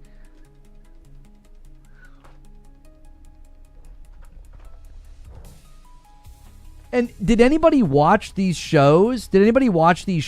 Like, compare what Deborah Ann Wall looks like here to her glamour shots, or when she's on the red carpet. She doesn't look the same, does she? No, because here she's supposed to look realistic. She's supposed to look like she's just going about her day or going to work at the office or coffee or whatever. And then when you have a glamour shot or you have her on the red carpet, she's going to look different. You could literally take real life pictures of her from shows she's been in and be like, what are you going to argue? They made her ugly in Daredevil because she doesn't look like a glamour shot or the red carpet? You could argue that the version of her here in the game is prettier. Because there's more of a sharp contrast of her features. It's literally her. It's again. That's why you shouldn't listen to these guys. You should not listen to these guys. They are lying. They're lying. We need to use that word more. I know people told me don't use that word. No, they're lying. They're misrepresenting the product. They are misleading the public. You're going out to the public and you're telling people that they made her ugly or they changed what she looked like. That is not true. Now, obviously, yes, she looks disheveled here. That's going to happen in the story. What, you want her to get thrown around, bloodied, beat up, tossed in the mud, and not look like anything's happened to her?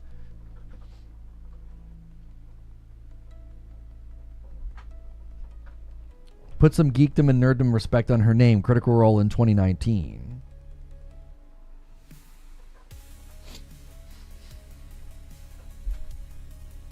She's also literally a YouTuber, so she's no stranger to online hate.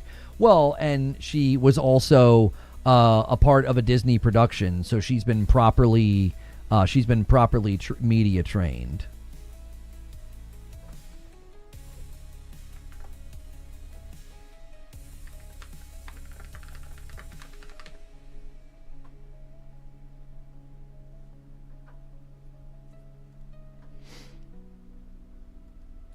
Say hello to your new home base on Google. Eligible U.S. creators can now set up a dedicated search profile to bring your social accounts, websites, latest videos, and links together into one shareable page for your community. Get the full scope here. I've heard a lot about this. We're introducing search profiles for creators to own their official presence on Google search and unify their digital footprint. For eligible creators with a sizable following on YouTube, or another video or social media platform, setting up a profile can trigger or enhance knowledge panel, providing visit creators.google/profile to check your eligibility.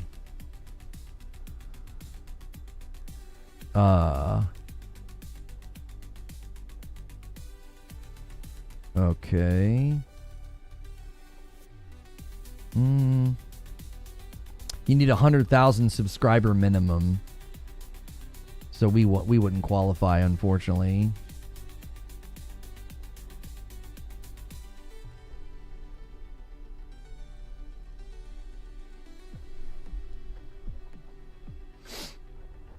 I wonder why games are held to a different standard than movies. A great movie isn't ripped apart because the actors were unattractive. Maybe it speaks to their audience. Well, I'll tell you why, Beauty Smith. I'll tell you why. They dress this up and they try to intellectualize it, which is more frustrating than anything about it.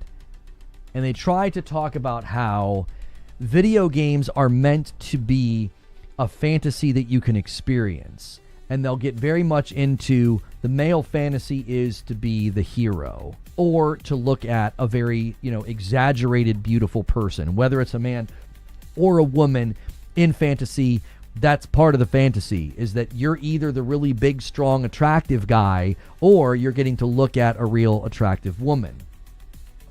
I would argue that this is one of the most superficial ways to argue about this, but it's dressed up as if it's intellectual. There is far more that goes into male fantasy. There is far more that when, you're reading a book, for example, the earliest versions of this was in written form where you didn't have a bunch of pictures to drive home this idea. So the earliest versions of this would be stories of men that weren't attractive or strong, but there were other attributes that made them admirable and something to aspire to. They were brave. They were loyal. They were honorable. These are traits that matter just as much. They don't have to be big and strong or white to be like a character that people want to play as. So they do this very superficial summary of this is what the male fantasy is, and that's what games are supposed to deliver. You're making something that people don't want, supply and demand, your game's going to financially fail. The whole who asked for this, nobody wants to play as a character that looks like that. That's the whole argument that they trot out. The problem with that argument is, again, I think it's too superficial. There's far more to enjoy about a character in a game. As an example, I absolutely love Hellblade 1. I love Hellblade 1 because Senua pushes through her fear, her malady, her trepidation. She grows as a character, and she doesn't look super attractive. She's not super strong. And yet, it's a gripping story where I'm like, go, fight, I'm with you. It's wonderful. Now, if Hellblade 1 showed up right now and was advertised and had a trailer and hit the scene, what would everybody say? They would do the same thing. Oh, it's another ugly girl boss, blah, blah, blah. And I think Hellblade 1 is one of the best games ever made. I do. I think the first game is brilliantly crafted and put together. I think Melanie Jurgens did one of the best tour de forces of voice acting and acting in a video game that exists. It's one of the best. And that game doesn't check any of these boxes. It doesn't. She's not hyper attractive. She's not in revealing clothing. Now, Melanie Jurgens is beautiful, but in the game, Senua is not attractive. She's disheveled, she's dirty, she's weak, and yet it is just a wonderful game. This game, according to these people and the way they talk about it, it shouldn't exist. You shouldn't make a game like that. And it's like, it's so one note. It's so superficial. It's like, so you want every game to be big, strong, gruff white guy or mega hot girl who's half naked. And if it doesn't fit into those categories, they're like, yeah, woke. It's like bad. She's not pretty enough, whatever. And it's like, I don't know. When I have read books and believed in a character or gotten excited about a character, like Kaladin in the Stormlight Archives, I don't know if Kaladin is attractive or if he's I mean, you know, he's strong, but I believe in Kaladin because of his character and his grit and his determination. He's a great character because of those traits. And he's conflicted, and he's got a past that haunts him. He's a fantastic character in the Stormlight Archives. And it has nothing to do with, like, he's big and strong. He's big and strong, and I get to experience the male fantasy reading this book. It's like, no. There's so much more to it than that. And a really good example that really, really lands the plane for a lot of these guys, because a lot of these guys love the Lord of the Rings. One of the best and most admirable characters in the Lord of the Rings is a hobbit. Short, unassuming, ordinary. Samwise Gamgee is loyal and brave and stalwart. I mean, you can't stop him. He becomes something more than a hobbit in the Lord of the Rings. His skin is described as being made of stone at one point. Like, he becomes something more than just a hobbit.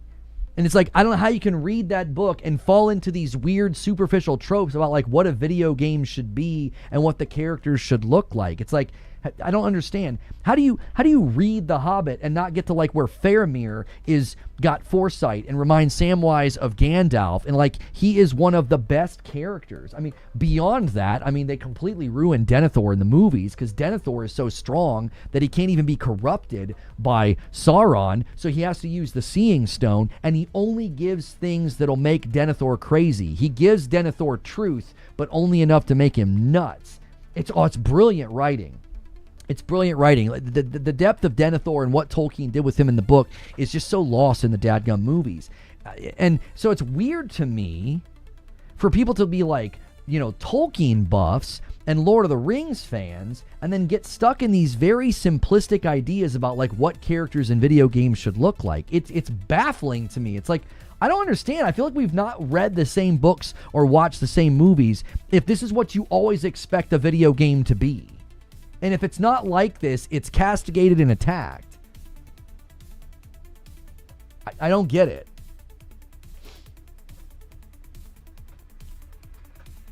I don't get it.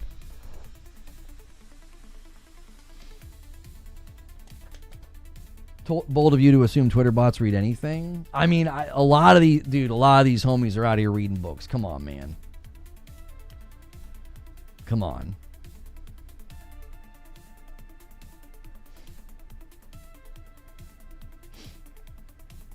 Intellectualizing their lack of varied taste is the most hilarious part. Yeah, like not every game needs to have a character that is dressed like and built like Eve from Stellar Blade, but I can enjoy Stellar Blade, you know, and I never had her half naked. I didn't want to look at that while I was playing. That's my own preference. But it's like not every game, if every game the character looked like that, that'd be so one note. That'd be so, and it would be weird. It would be weird. It would ruin the vibe of a game that's supposed to be more gritty and grounded. It would be obviously very strange. Go into every game and use AI to swap out the character and make them look like that, and it would completely break the art. It would look weird. Do that to Hellblade 1. Go into Hellblade 1 and make Senua, make her look like that. Make her buxom and half naked and have a bunch of makeup on. It would completely break the immersion. You'd be like, this doesn't go with the story. She's supposed to be in like a disheveled, muddy, gross, terrible state. Like that's what she's doing. She's dragging herself through hell itself. It wouldn't make any sense. It would be thematically dissonant to have her looking like that. And if Hellblade 1 landed today as a brand new game and a brand new IP, that's what people would say about it. That's what these people would say about it. And it would be an absolute form of analytical malpractice because it's a fantastic video game and story.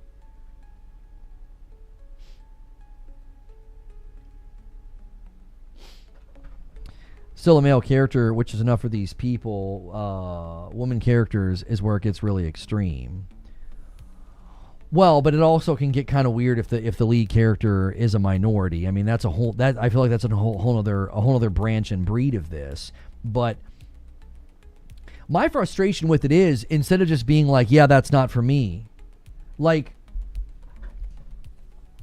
all of the games that I'm not into, I don't dedicate a bunch of time tearing those games down and trying to convince everybody that those games are garbage. I was trying to teach this to my kiddos last night. Like, my daughter was saying how much she hated, she does not like Shrek for whatever reason. She doesn't like the movie. You know, she was talking about how much she hates it. And I was like, you're expelling energy right now. You're expelling energy. I said, and you should be thinking on things that are good and noble and true, not things that you dislike. If you dislike something, put it out of your brain. You're expelling energy and emotion right now on something. Why are you giving it that? You know? And, you know, she's 12, so I'm trying to teach her that, like, that is not a good use of your energy and your emotions and your passions. You should stir your passions and your emotions with things that are noble and good and honorable. You know, righteous and good things, not things that you don't like. Now, it doesn't get into, like, that level of, like, you know, morality or good or bad or whatever with movies. But if you don't like something, just, yeah, I don't like it, and then move on from it. Don't spend time and energy fixating on it. And I told her, I said, a lot of the spaces in which I operate are full of people doing that. They're spending, you know, large amounts of energy and passion and emotion hating things. And it's not healthy. It isn't. It's not good for your heart, your soul, or your mind. She's 12 already. Yeah, time flies, brother. Doesn't it? Doesn't it just absolutely zip past us? It just does.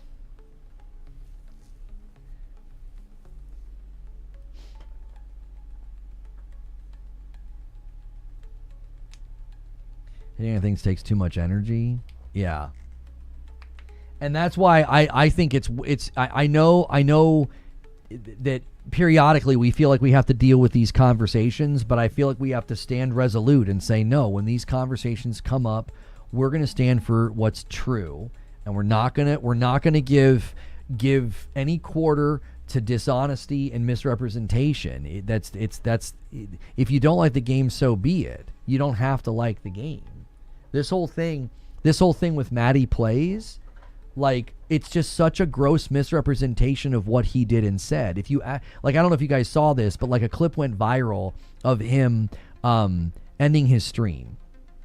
And it was described as, you know, he ended his stream because people didn't like God of War. And it's like, that's not at all what he says. That's a lie.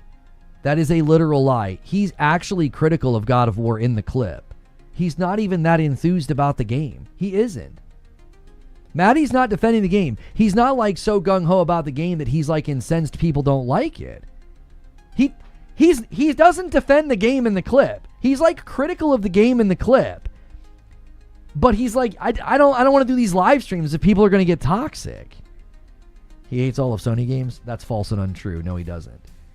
So it's like he shuts the stream down because he doesn't like the vibe. It's like, and I get exactly where he's coming from. He's not like, oh, you guys don't like God of War, I'm ending my stream. Like, that's my frustration with that type of clip culture. Is the thing goes viral and a bunch of people are making videos about Maddie and they're completely misrepresenting him.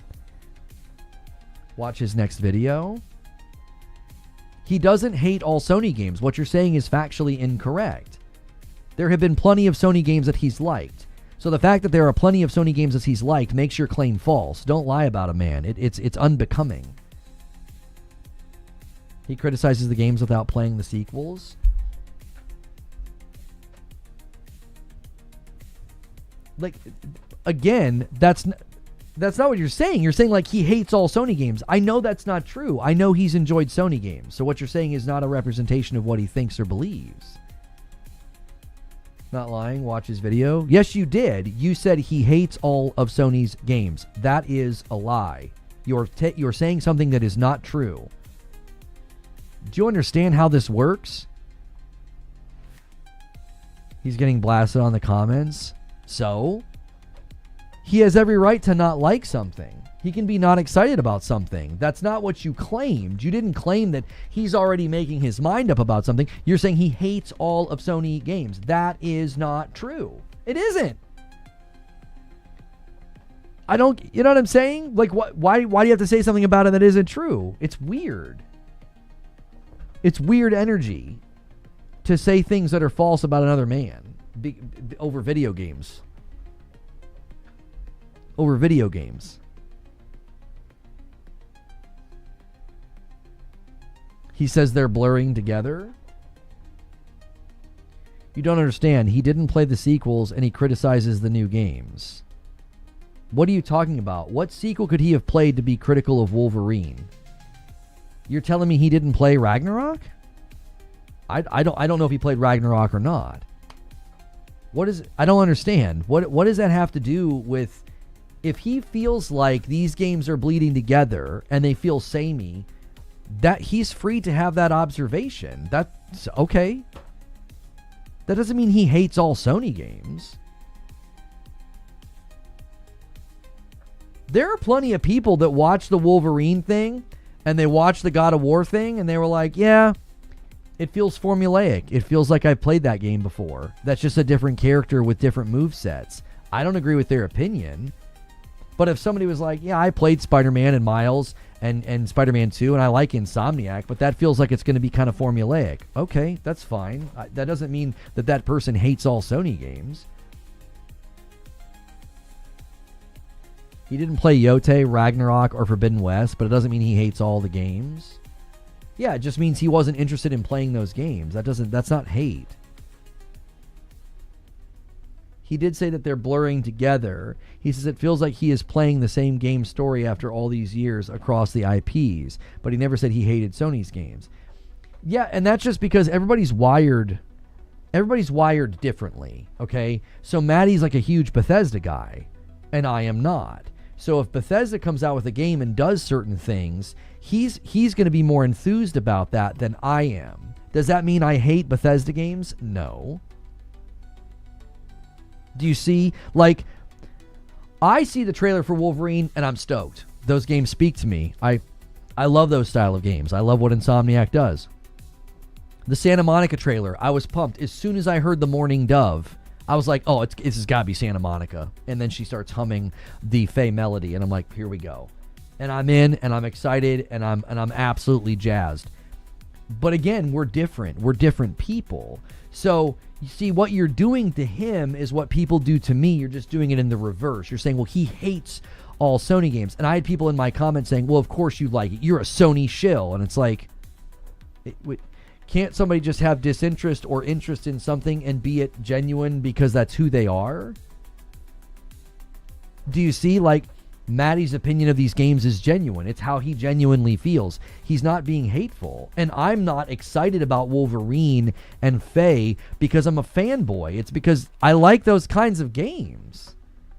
It would be like being mad at somebody being excited about a new fighting game coming out and they're a huge fighting game fan. Like, is anybody going to do that to Maximilian? Be like, yeah, you're just a Street Fighter fanboy. It's like, well, he likes those games. Of course he's going to be excited. You know what I'm saying? I think people have to start to retrain the way that they talk about these things. You need to be able to talk about people, creators, and opinions without just automatically jumping to, hyperbolic, escalated language. You just walked in here and said he hates all Sony games. And it's like, what?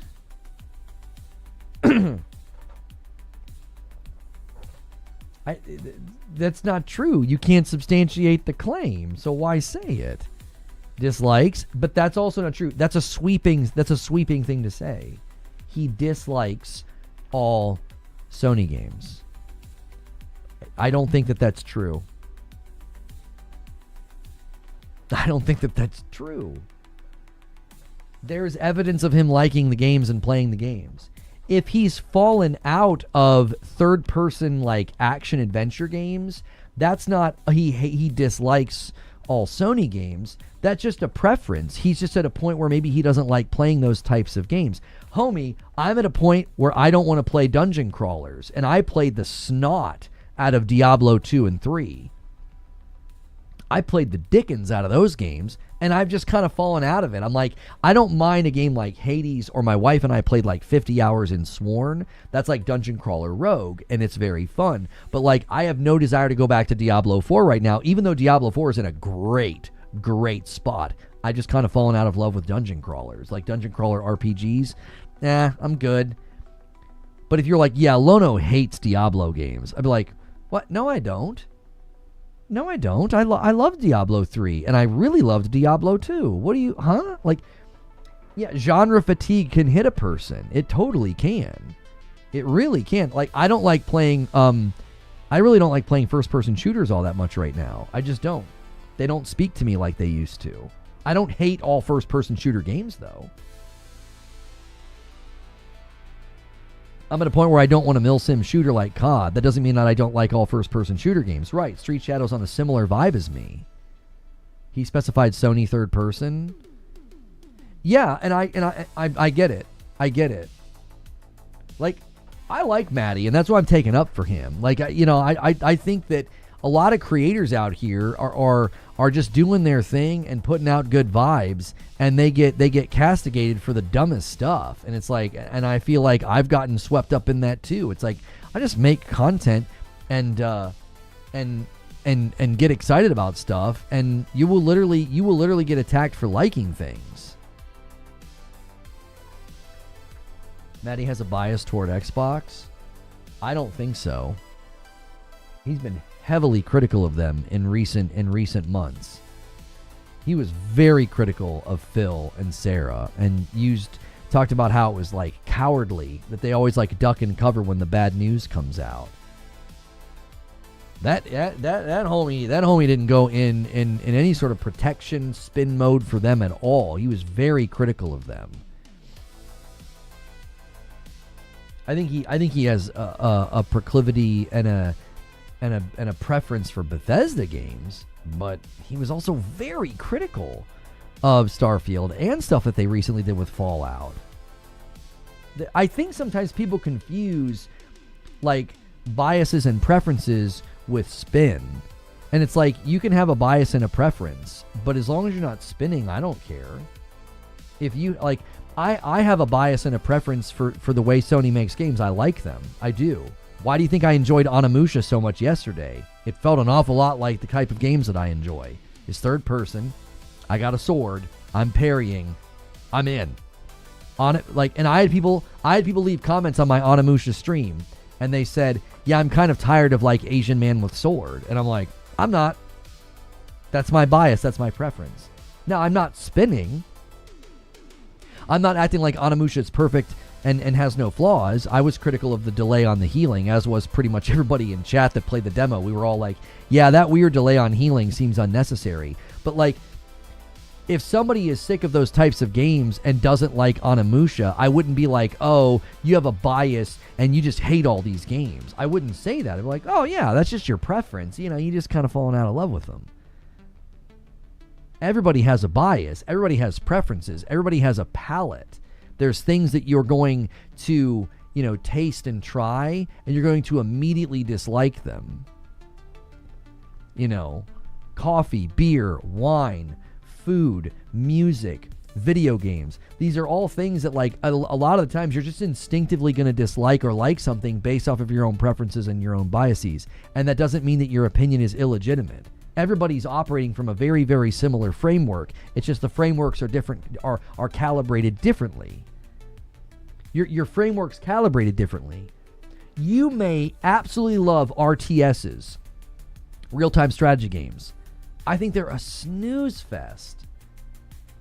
So we're both coming, with a different framework and a different calibrated sort of view. I saw someone say that they took Deborah and made her character model look worse. They didn't. No, I tweeted an image. That's simply not true. There are great side-by-sides to show. She looks exactly like Deborah Ann Wall. These people are taking bad screenshots and lying, and you should call them out about it and tell them that they're not telling the truth when they say it, because they're not. Mr. B says he's critical of Xbox because he's not dumb enough to lie about their massive failures. He's bitter about Xbox's position versus PlayStation, no doubt about it. And I think that I resonate with that, and I empathize and sympathize with that because I was a big Xbox fan coming into this gen. I totally get why somebody would feel that way. Art is subjective. Yeah, everybody's going to come to games with like a different, pre-calibrated set of preferences and biases. So like I'm going to look at an RTS game and I'm going to be like, I don't want to play that at all. And then I'm going to look at a game like Onimusha or Wolverine or God of War Lao Fei, and I'm like, I'm there day one. I'm there day one. And people are like, you're just a shill. You like anything they make. And it's like, if you really, really like RTSs and a great RTS comes out, no one would say that to you because there's not some pre-baked tribalistic narrative in RTS games. But but PlayStation has that. They have people that are anti-PlayStation fans. So they're just immediately like, oh yeah, you only like it because you're a this, that, and the third. And it's like, no, they make games that I like. That's the long and short of it. Wait until they find out how much they changed Christopher Judge's appearance. You think Athena brought her there?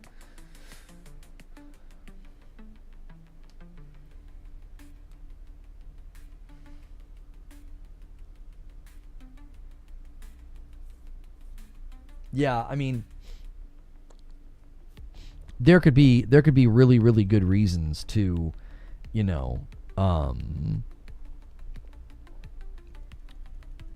to bring Faye there, right? Like there could be good story reasons. I don't know.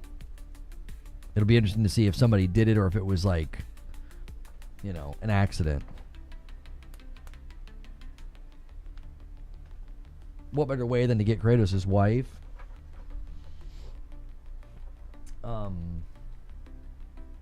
Yeah.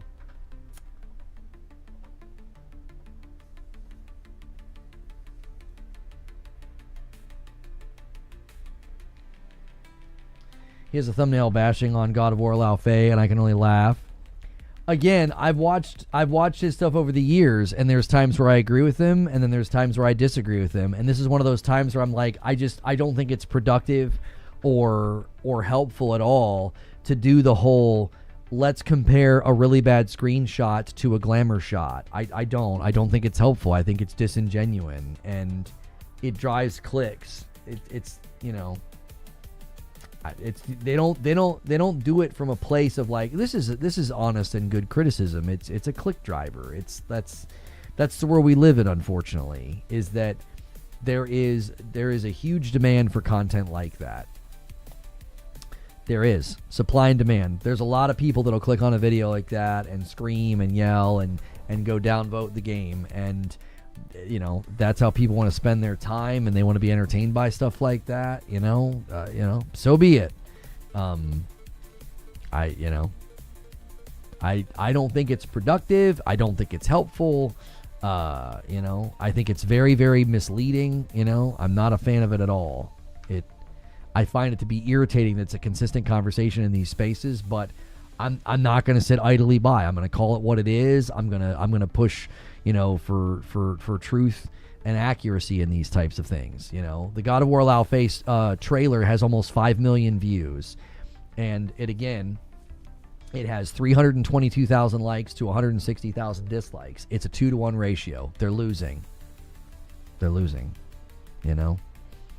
Wolverine trailer has less views and has 4.5 million, also crushing it. Another one people are trying to say a bunch of crap about. That one they're saying less about because it's just the Jean Grey thing, which I actually think Jean Grey looks bad. I don't think she looks ugly. She looks like the actress. The actress is pretty. She actually looks 1-to-1 to the actress. She just doesn't look right. She looks like Jessie from Control. It's the black jacket that messes it up. She should be in a tight, form-fitting blue outfit. And I'm not trying to be Gooner here. I just think that's what she should be in. Like, that's whether it's Storm or Jean or Rogue. If you're going to put them in the game, Make them look like they do. Like, you look at Wolverine. Jean Grey should be in a blue, tight, form-fitting outfit. There's nothing wrong with that. There's nothing wrong with keeping her, somewhat comic book accurate. She looks wrong, like a black leather jacket. I'm like, it's just weird. I don't know. The environment looks warm, like the sun's out, and like Wolvie's like sun's out, guns out, right? Like he's got his arms out, and she's in a freaking leather trench coat. It's just odd. But it's not like an ugly thing. X-Men got to dress to impress. It's the law. This is before X-Men. Jean will probably change once they form the X-Men. Well, her outfit underneath the jacket is blue, and it looks form-fitting. And it definitely looks like they made her physically like Jean. She's supposed to be shapely. She's supposed to be buxom. All of them are, whether it's Rogue or Storm or Jean. I am fully in support of that. We don't need to do that yet. I'm not in support of making people androgynous. I don't like it. I know there are, art forms and art views that push this androgyny, and I don't like it. And I don't think they need to do that. She doesn't need to be, falling out and jiggling everywhere. But I think she can look like a female from a comic book. They're usually buxom, and they're usually shapely, and they're usually in tight outfits. There's nothing wrong with that. Now, Marvel Rivals is kind of going full. I saw the Timmy Tenders clip. I mean, Marvel Rivals is really going full. You don't need to go that far, But God of War Ragnarok trailer has 20 million views and 724,000 likes, only 10,000 dislikes. The new trailer has a far worse ratio. Doesn't matter. They're losing. It's a 2-to-1 ratio. They're losing. They tried this with AC Shadows and Yote, and both of those games had worse ratios than God of War Lao Fei did, and both of those games were commercially successful. They're losing. This isn't a battle that they win. They haven't won yet. They picked targets that were already destined to failure. Like hating on Concord over pronouns. That's not why Concord failed. Right? Dragon Age of Aelgard. Dragon Age of Aelgard failed for a litany of reasons. It wasn't because people went on a brigading cancel culture push. It wasn't a very good game. It was all over the place thematically. Combat got very repetitive. Writing was very cringy at times. It wavered from really good writing to cringy writing, sometimes on a dime. But they're losing. Like, if you look at the games they brigaded against recently, they were commercially successful. And then they'll move on. They did the same with Aloy. I mean, they did that with Aloy. They made her look fat. They photoshopped her face. They threw it on all these thumbnails, brigaded and hated on the game, and then it was massively commercially successful. Horizon is like one of the most successful PlayStation franchises. It's the thing that they're doing. It's just juvenile digital tantrum throwing. It doesn't actually achieve anything. The lion's share of the community that purchases games will never look at a dislike ratio on a trailer. They won't. Especially from a studio with the pedigree of Santa Monica and the universe of God of War. People are going to be thrilled. They're like, oh, let's get it. I'm in. Let's play. I know you've mentioned Insomniac a few times today. Have you ever played Sunset Overdrive? It's such an underrated game. I played it back in the day. I'm not a fan of games where you have to have forward momentum. There's a Prince of Persia Rogue where forward momentum is highly rewarded, and I just don't like it. And I love the vibe and the art style of Sunset Overdrive. The constant in motion momentum thing, it did my head in. I think I put 6 hours in it. My friend loved it, and it just didn't hook me.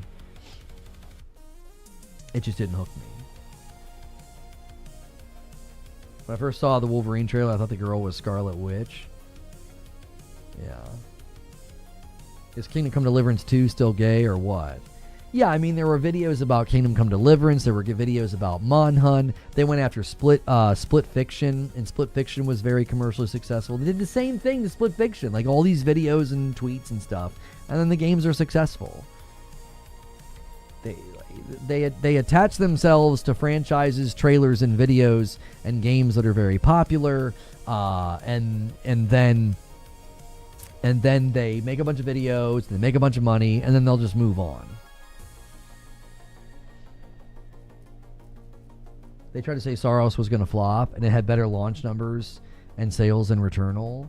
Yeah, I told people that the download report would come out for May, and it would look better, and it went up. Saros went up on that chart in both regions, both in the US and both in Europe. It did. It moved multiple places. So it's like, again, like, you know, and then again, they made up a bunch of crap and lies and AI photos and stuff for Soros. They lied about the game and and made up stuff about it. And it should get called out. And we should hold firm on being truthful. That doesn't mean you have to like it, but you shouldn't make things up about it and mislead people. You just shouldn't. I'm gonna stay firm on that.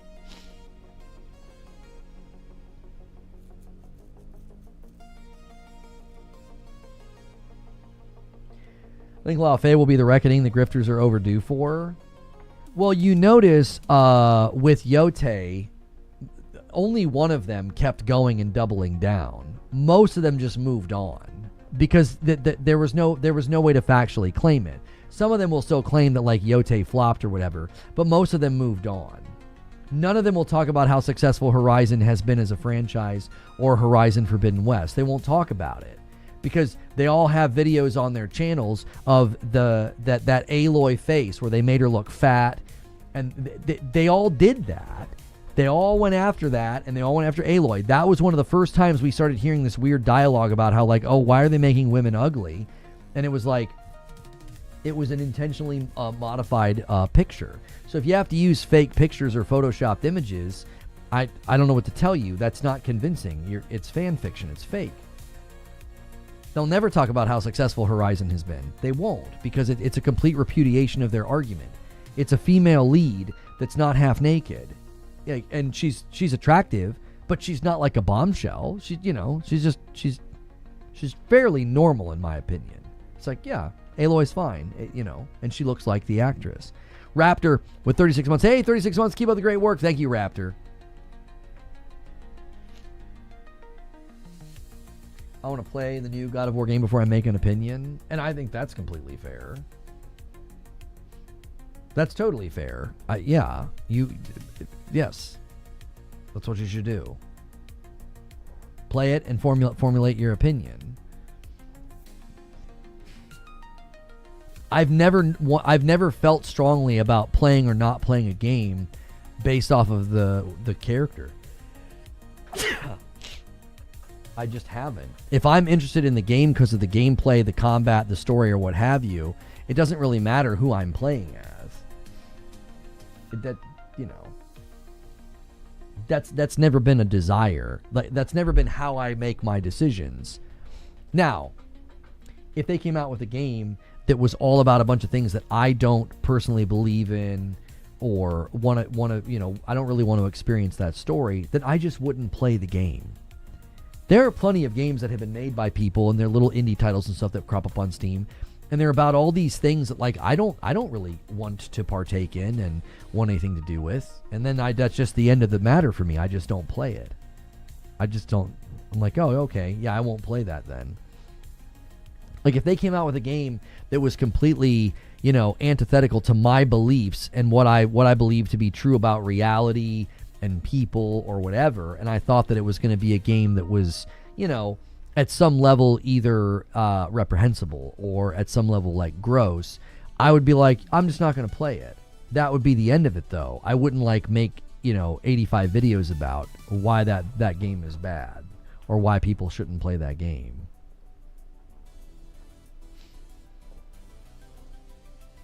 What I find annoying is that people feel the need to announce that they won't be playing the game. If you don't want to play it, then just shut up and don't play. Well, and I think that's one of the grand ironies of the situation is they all go brigade the video, and it actually makes the video hotter in the algo because they're searching and clicking. And even though they go click dislike and they yell in the comments, they're actually pushing the video, which means more people see it, which means more people are then given an opportunity to potentially become a fan and purchase. Like, that's the grand irony. Like, more people heard about and saw trailers for Yote because of all of the nonsense, because of the brigade. And the same thing's going to happen. The same thing is happening right now with God of War Lao Fei. And again, I think the average gamer isn't this rigid and this specific. I just don't think so.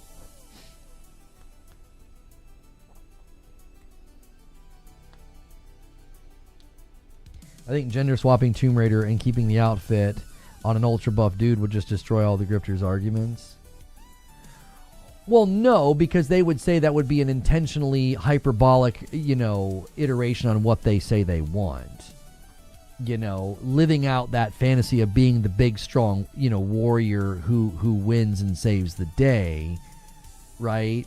They would say that's not what they're asking for. Now, I do think it is funny that nobody's complaining about the gender swap in Control. Nobody complained about the gender swap in Soros. When it goes the other direction, it's fine. Nobody gets upset about that. No one's like, I can't believe that they didn't have another game with Celine, or I can't believe they didn't have another game with Jesse in Control.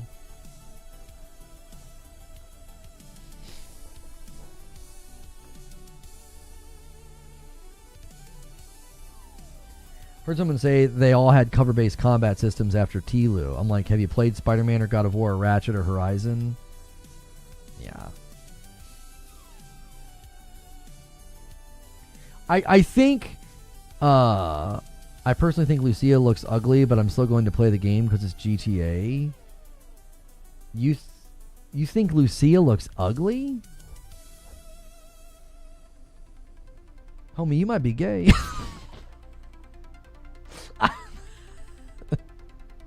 I'm sorry.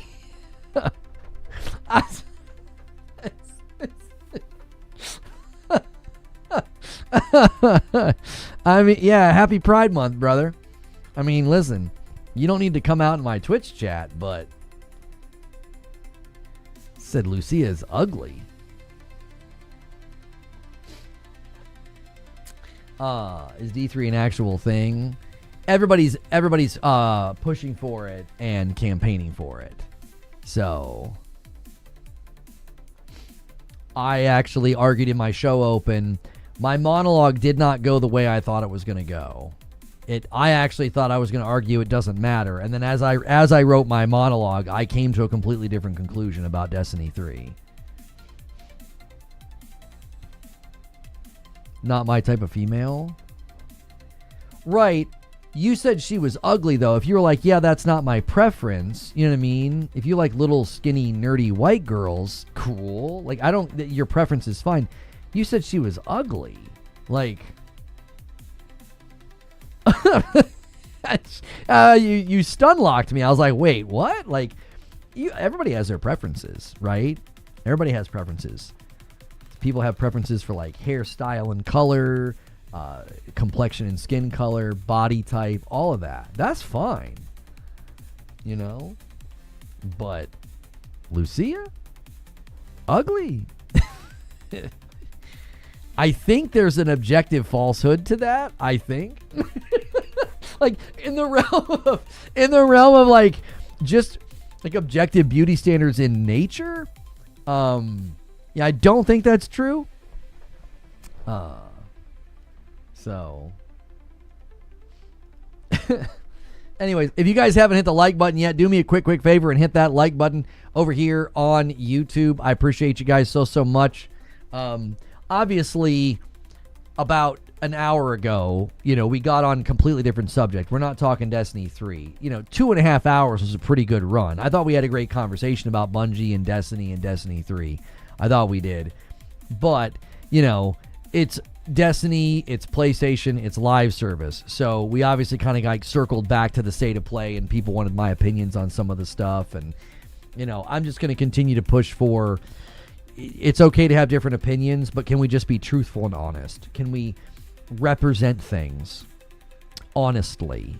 Like, you're allowed to say, I don't want to play a God of War game if I'm not Kratos. That's fine.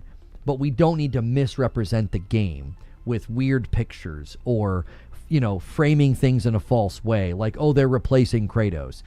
I just think that's unnecessary. You can voice your preference and your opinion without dishonest framing or misrepresentation. Lone to be having the weirdest people in this chat.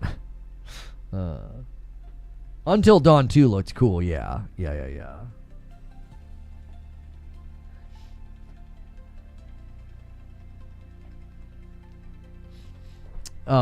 Every few seconds you'd see her. Oh, you'd hate Florida? There's 8 of her every 20 feet. People are actually mad it's a woman. I think people wouldn't have had as strong of a response if it was like Atreus, but I do think if it was called God of War Loki and you play the entire game as the God of Mischief as Atreus or whatever, I certainly think that people would have had some of the similar responses. They'd have been like, I don't want to play a God of War game if I'm not Kratos, right? So, since you took over Disney, I think there was one thing that really relevant about the history of the game and why we ended up here, and that is that Destiny 3 was in development from 2017 to 2018 and was scrapped mid-dev after the Activision split. There's a lot of evidence that was found and also confirmed that an On the 9 D3 leak from 2018 was real after all. A lot more will come out, and there's a big video in the makings covering all the cut content of the franchise, like the D1 Staten cut, the original D2 that was supposed to be released in 2016 and then scrapped D3. But D3 getting scrapped was a huge reason why they continued with Destiny 2. They had no other choice. And since D2 was not built to get more content, the DCV had to happen. Parts of the engine upgraded to Beyond Light, where originally engine upgrades were meant for Destiny 3, and that upgrade was not compatible with the old versions of the engine. That's why they scrapped all that content. Proof of all of that will come out, and I think that has been discovered about will be shaking the Destiny bubble a lot. Somebody sent me a DM with like an entire diatribe about that.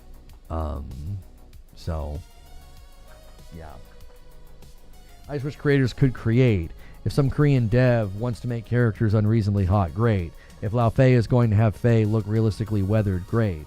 They're creative decisions. Well, there's also something about like art direction harmony, Kirk. Like, there's a harmony to the fact that Eve and Taki both look just unbelievably hot in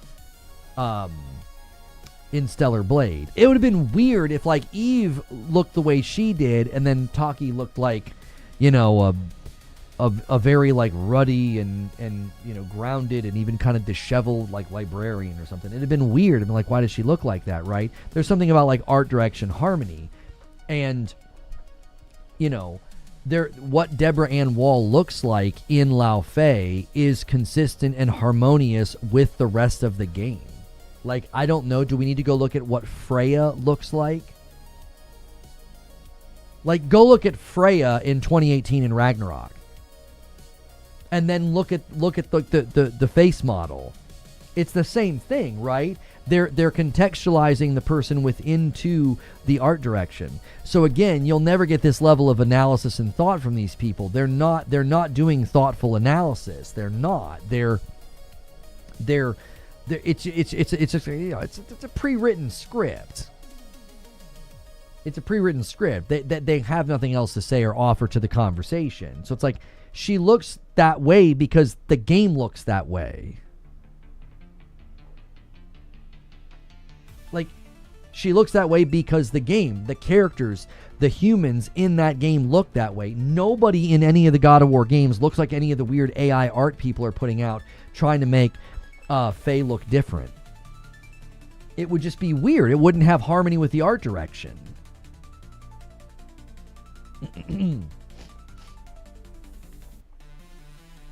Halo Reach and ODST were ironically my favorite Halo games. I have no major attachment to Master Chief, surprisingly. There was a pretty funny tweet where some guy was like, this is like making a Halo game without Master Chief. And someone was like, you do know you do know that some of the more popular Halos don't have it. It was a wonderful self-own.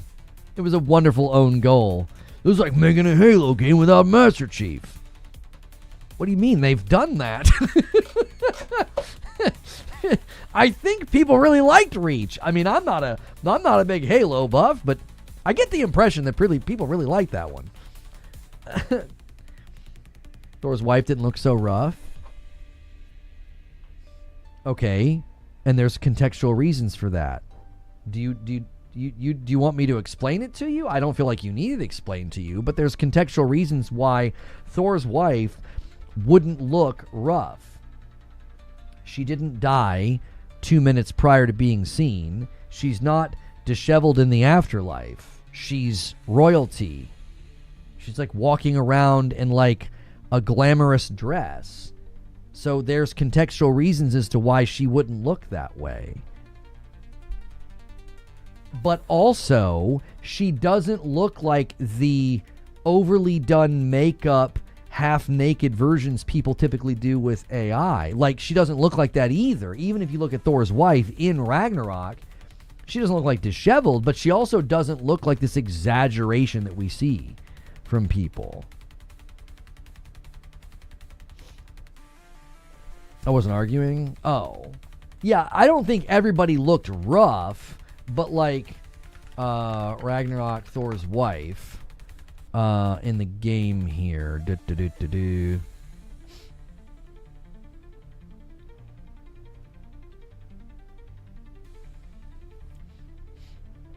Trying to get a good screenshot.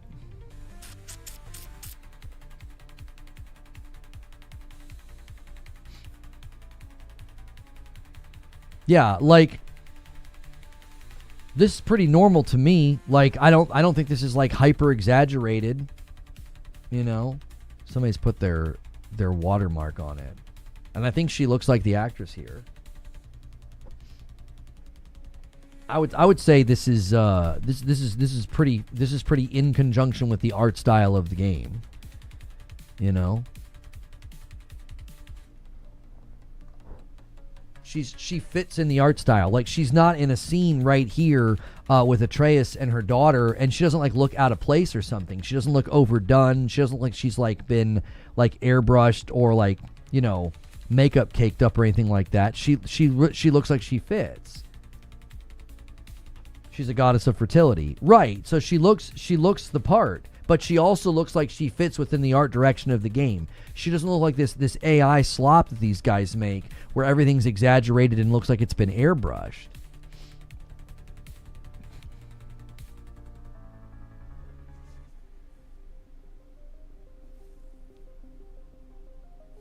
This guy says the game model is significantly worse. They should have used whatever scanning tech Kojima has. I don't agree that she looks it's identical. Yeah.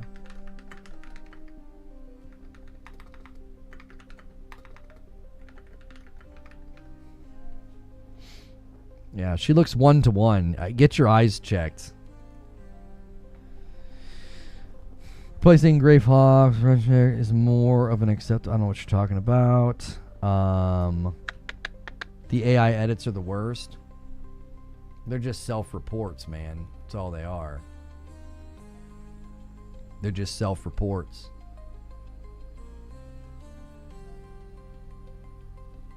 It doesn't work. It doesn't look worse though. It's literally 1-to-1. Yeah.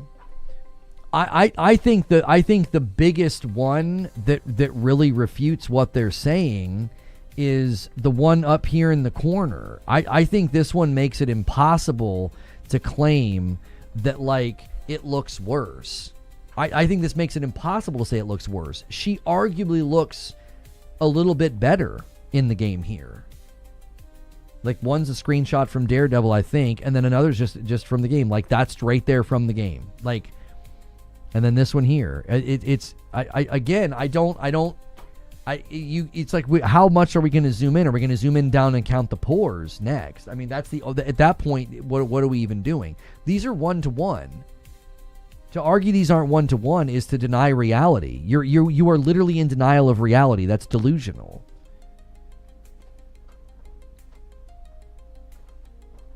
It's absolutely delusional. The mouth area is not the same. Homie, these are screenshots from completely different mediums. They're not going to be identical. But as far as like doing a facial scan and putting her in the game, mathematically, these are so close to 1-to-1. It's an insult. It's insulting to anybody's intelligence to say otherwise. It's absolutely insulting to look at these side by sides, which by the way are from completely different mediums, and there's different lighting and different ways of filming her, and you can clearly see it's a 1-to-1 face scan that they did. They didn't make any changes. The argument has always been they're intentionally making the women look ugly. It is a false claim. It's objectively untrue. These are 1-to-1. It's clearly they took Deborah Ann Wall's face, scanned it in, and made the character. It's crystal clear to me.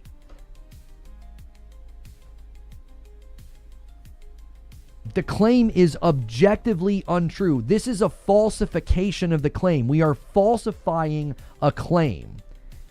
Intelligent people, men that want to be seen as men of wisdom with discernment, should look at something like this and say, there is no truth to the claim that they've made her look ugly or they've made her not look like Deborah Ann Wall. It's a false claim. It is untrue.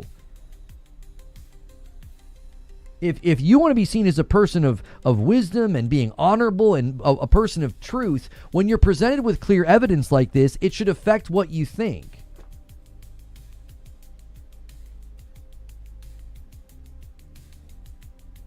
The facial model is very clearly a 1-to-1 scan of Deborah Ann Wall's face. It is. 100%. To say otherwise is absurd. Again, I think it's delusional. It's a denial of facts that are staring you straight in the face. Like, it's kind of like those games where you try to mimic the drawing in like Mario Party or something, and it says that you got it like 90% right or whatever. If you took her face in the game and her face in real life and like laid them over top of each other, these would be like a 97% match, a 95% match. That is called objective. That's mathematical. That is a falsification, an objective falsification of the claim. And that should matter to people who are trying to posture as if this is some intellectualized discussion about pattern recognition, and agendas. This information should be vital to you if you care about truth and accuracy and being a discerning person.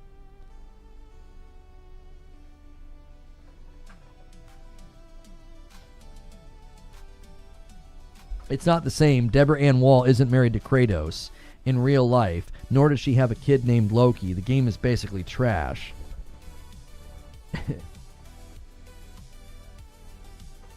I think people would have been very critical of Senua if Hellblade 2 descended, if they descended on the scene right now.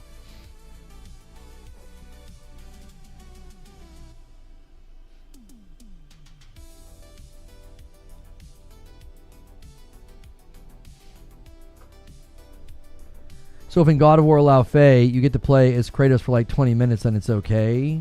I'm not sure what you mean.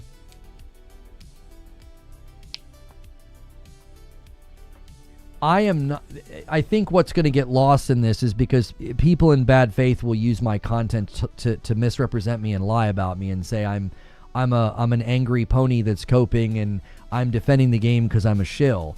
I am not defending the game. I'm saying formulate your opinion from truth.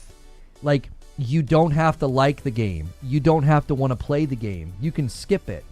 You can be like, you know what? I'd much rather play as Kratos. That's all fine. Do not allow your opinion to be formulated by falsehood.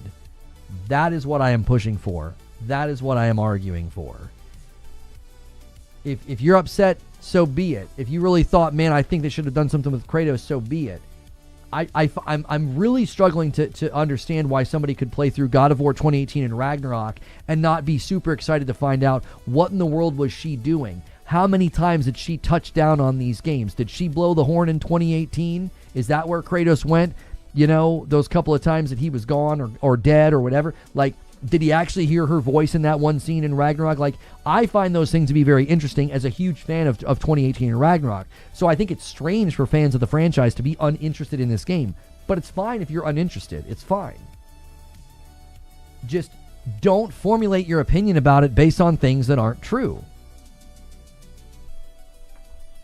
If you dislike a game and you don't want to play a game, fine. That's totally fine. That's never bothered me. People that are like, I'm tired of Asian man with sword. I'm not going to get super upset and be like, how dare you not want to play Onimusha? But if somebody said, Onimusha sucks and it's just a button masher, you just hit one button and you can beat the game, I'd be like, that's not true. You're not representing Onimusha in a fair way. You're misrepresenting the quality of what Capcom has built in Onimusha. I would take the same posture if somebody was doing that with Onimusha Way of the Sword. I'm like, play the demo. It's a phenomenal combat system. It's very well built. It performs very well. That's the lunacy of what people are doing. It would be like looking at Onimusha and saying, that looks like it sucks, like you just hit the same button the whole time. Looks like a really mindless button masher. And I'd be like, that's not factually accurate. You're formulating your opinion about Onimusha from falsehood. So don't formulate your opinion about God of War Lao Fei or Wolverine based on grifting falsehood, where they use bad screenshots and bad comparisons to create a false narrative. I'm asking people to think better on these things and formulate your opinions in better ways. You can still come to the conclusion that you're not interested in playing it. That's fine. But don't base your opinions and your ideas off of things that are false. Last night at the dinner table, I was talking with my family about the coverage and things that we were doing, and I said something about how, like, tomorrow's show is going to be about Destiny 3. And my son said, I think Destiny 3 is going to be bad. And I said, why? He's like, I don't know, I just do. And I was like, well, if you don't have any reason to think it, that's not a very strong opinion. You should have reasons to think something. He's 10, and I'm helping him think about these things. If you're going to formulate your opinion on something, formulate your opinion based on facts, based on things that are true. Not just like, well, my opinion is this. Why? I don't know. That's just what I think. And it's like, I'm trying to help him be a better thinker. And I feel like a lot of the times, that's what you're dealing with, is you're dealing with people that haven't really been, taught how to think critically and analyze things. And it's easier to do emotionally formulated arguments and emotionally formulated opinions. And then when you're faced with facts, if you don't allow those facts to land in the discussion, I think that's very telling. That's a form of denial. That's a form of delusion. It's like you're ignoring the facts. You don't have to like the game, pre-order the game. You don't have to play the game. You don't have to praise the game. You don't have to do any of those things. Don't do the Kirk method of prediction. Sometimes I'm not sure where your predictions come from, Kirk. Control change the main characters and nobody cares. I leave space for intuition. You can say I feel like, but recognize that it's 100%. That is 0% persuasive. You can say that, but don't expect people to agree with you. Right, and I've done that sometimes. I've done that sometimes. I've been like, it's just my gut. We were talking about something recently, and I was like, it's just my gut instinct. I don't have any inside information. I don't have any data. My gut instinct tells me this is what's going to happen. And I'll usually own it if it's just like a gut level thing. But I'm never going to say that that's a very as you're saying, that's just not a very persuasive argument, because it's just your gut. It's just your gut feeling.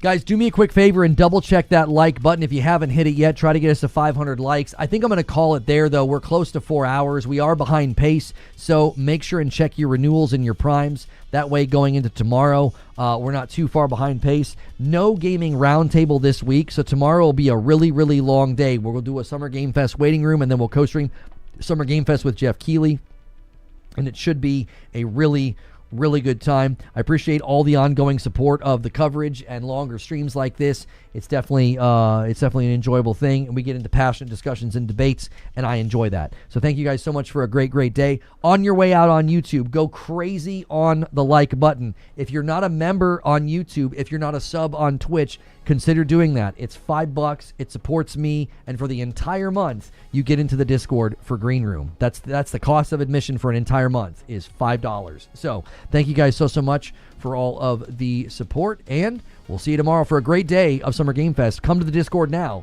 for Green Room.